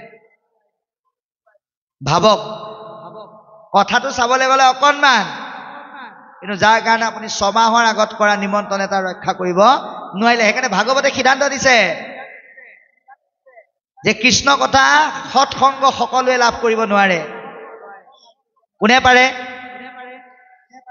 শতকোটি জন্মান্তৰে হুৱে মহাভাগ নৰ শৰীৰক জীৱে তেবে পাৱেলাক এৰা তাকু যেবে মূৰ দায়া হইলে যাৰ পতি সেহিহে কৰিবে পাৰে আমাত ভকতি গতিকে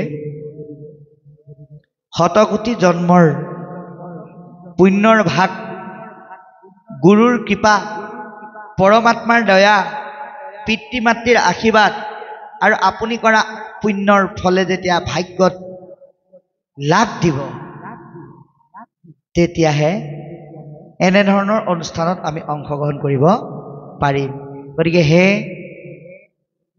বসুদেৱ তুমি যি প্ৰশ্নৰ অৱতাৰণা কৰিলে তাক ক'বলৈ হ'লে এক পৌৰাণিক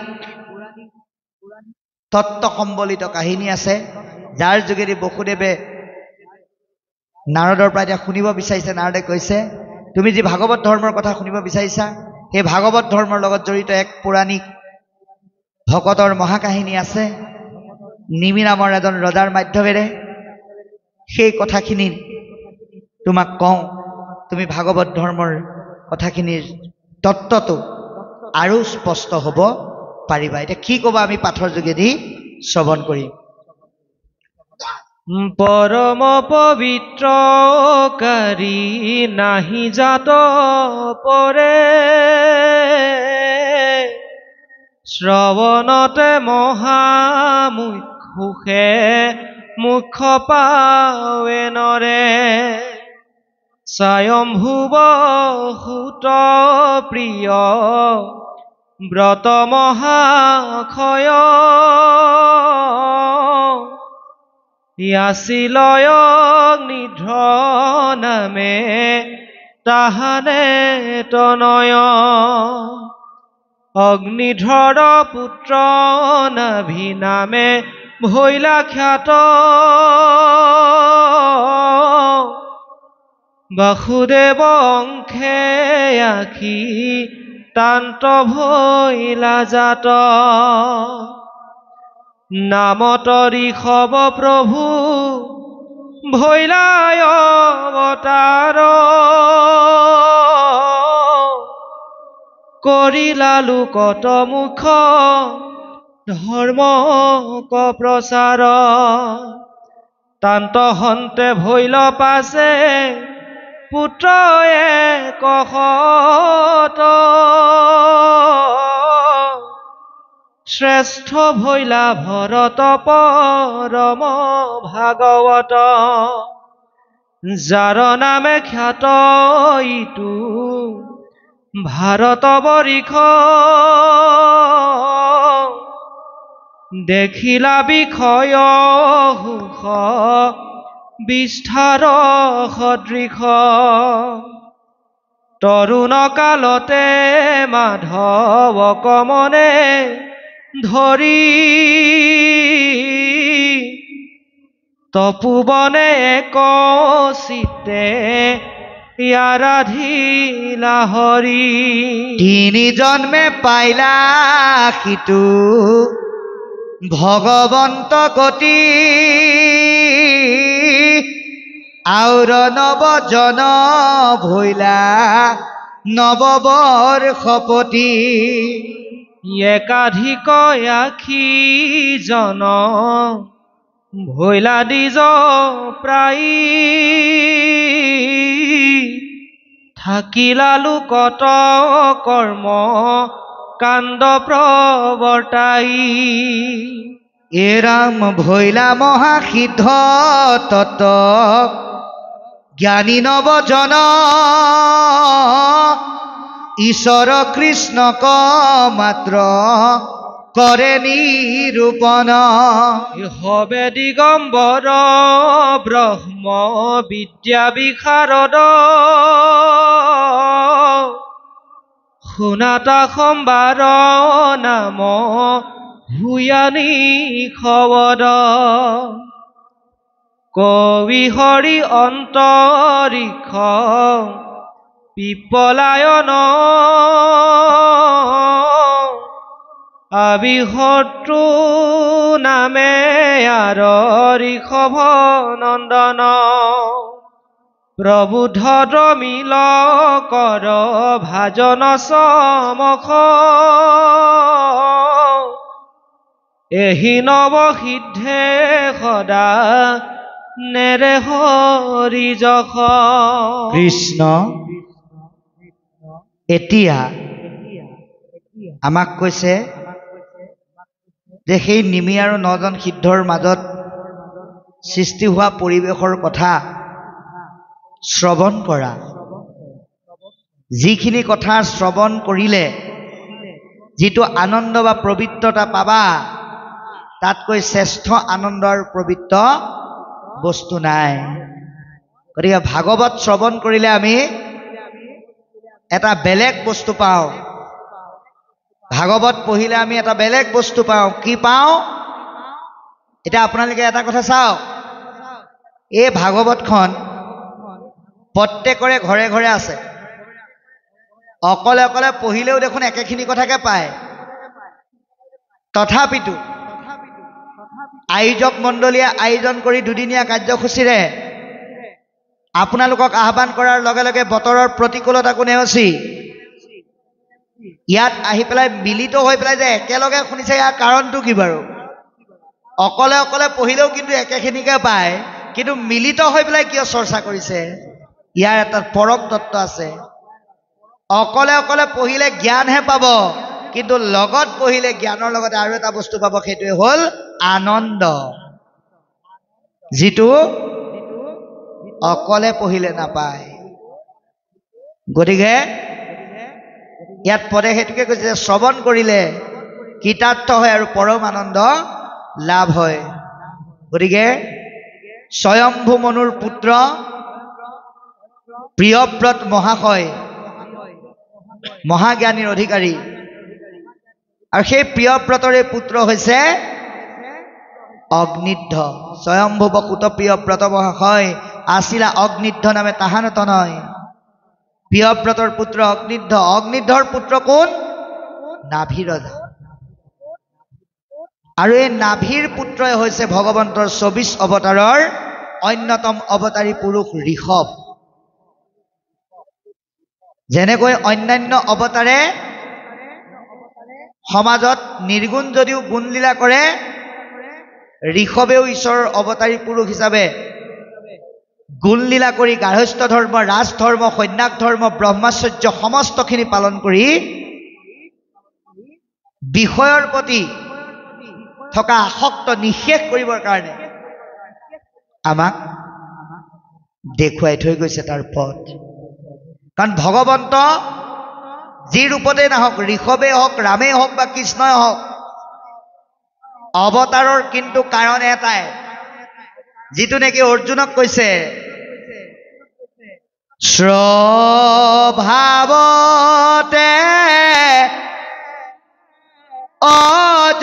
অজময়ী জন্ম নাই যাৰ, ভকতৰ ইচ্ছাকেতু ধৰুৱাব তাৰ, আৰু এক গোট আছে পৰম কাৰণ, মোৰ গুণ যশ মাত্ৰ কৰিবে কীৰ্তন। ঈশ্বৰে কি কৈছে? মোৰ জন্ম মৃত্যু নাই, তথাপিতো মই ভকতৰ কল্যাণৰ কাৰণে বাৰে বাৰে যাবও লগা হয়, আহিবও লগা হয়।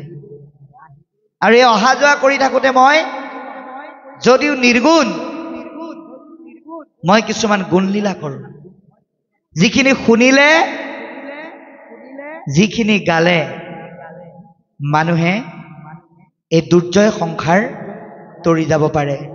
ঠিক একে লক্ষৰে ঋষভে অৱতাৰ ধাৰণ কৰিছে, আৰু তেওঁৰ 100জন পুত্ৰ, শ্ৰেষ্ঠজনৰ নাম হ'ল ভৰত, যাৰ নামেৰে আমাৰ দেশখনৰ নাম ভাৰতবৰ্ষ হৈছে।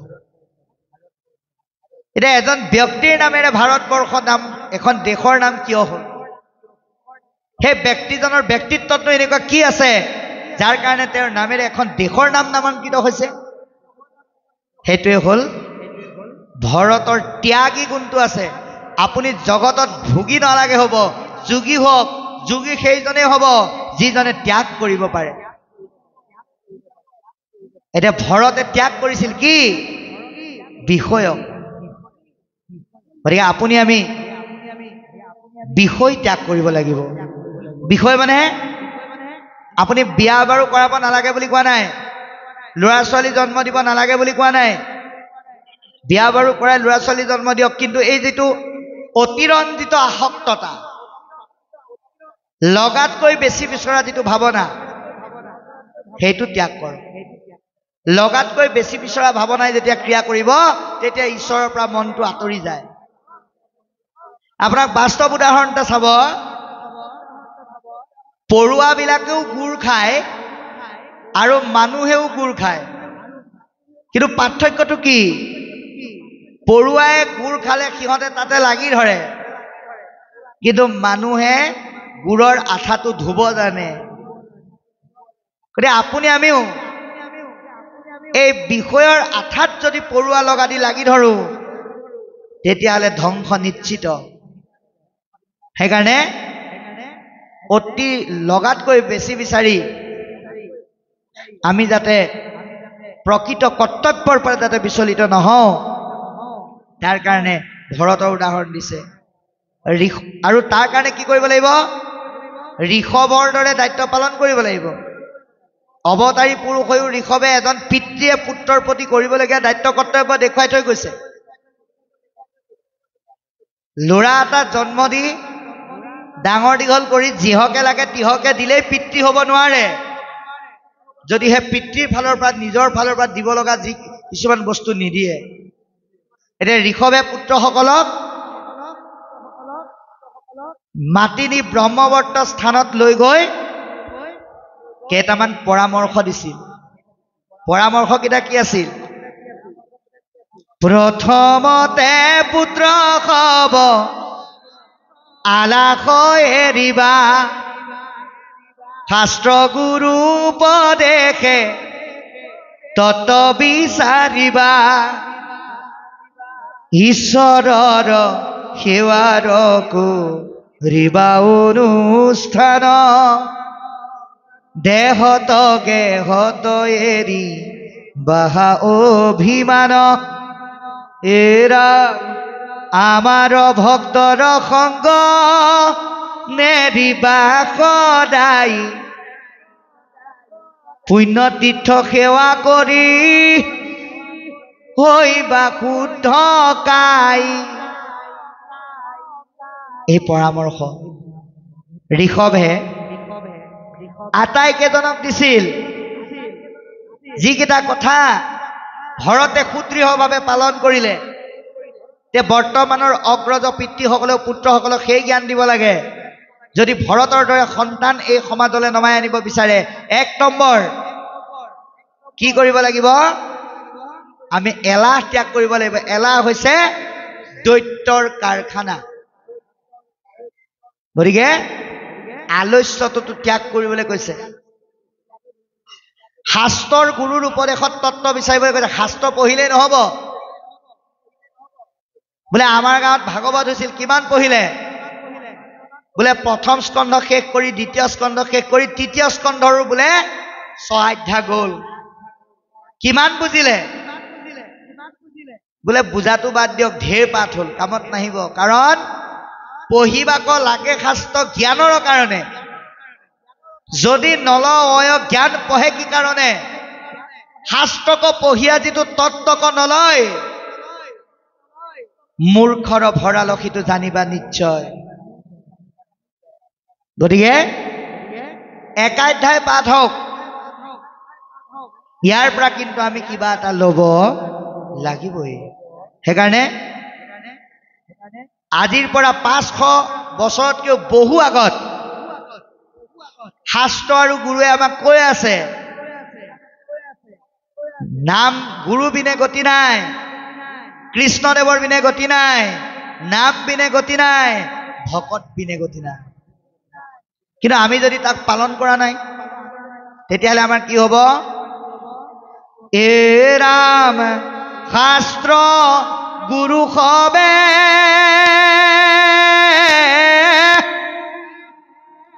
শিষ্যক শিকাৱে শুদ্ধ উপদেশ দিব। শিষ্য সবে শুদ্ধ ভাবে না চৰিলে, তাৰা সবে কি কৰিব।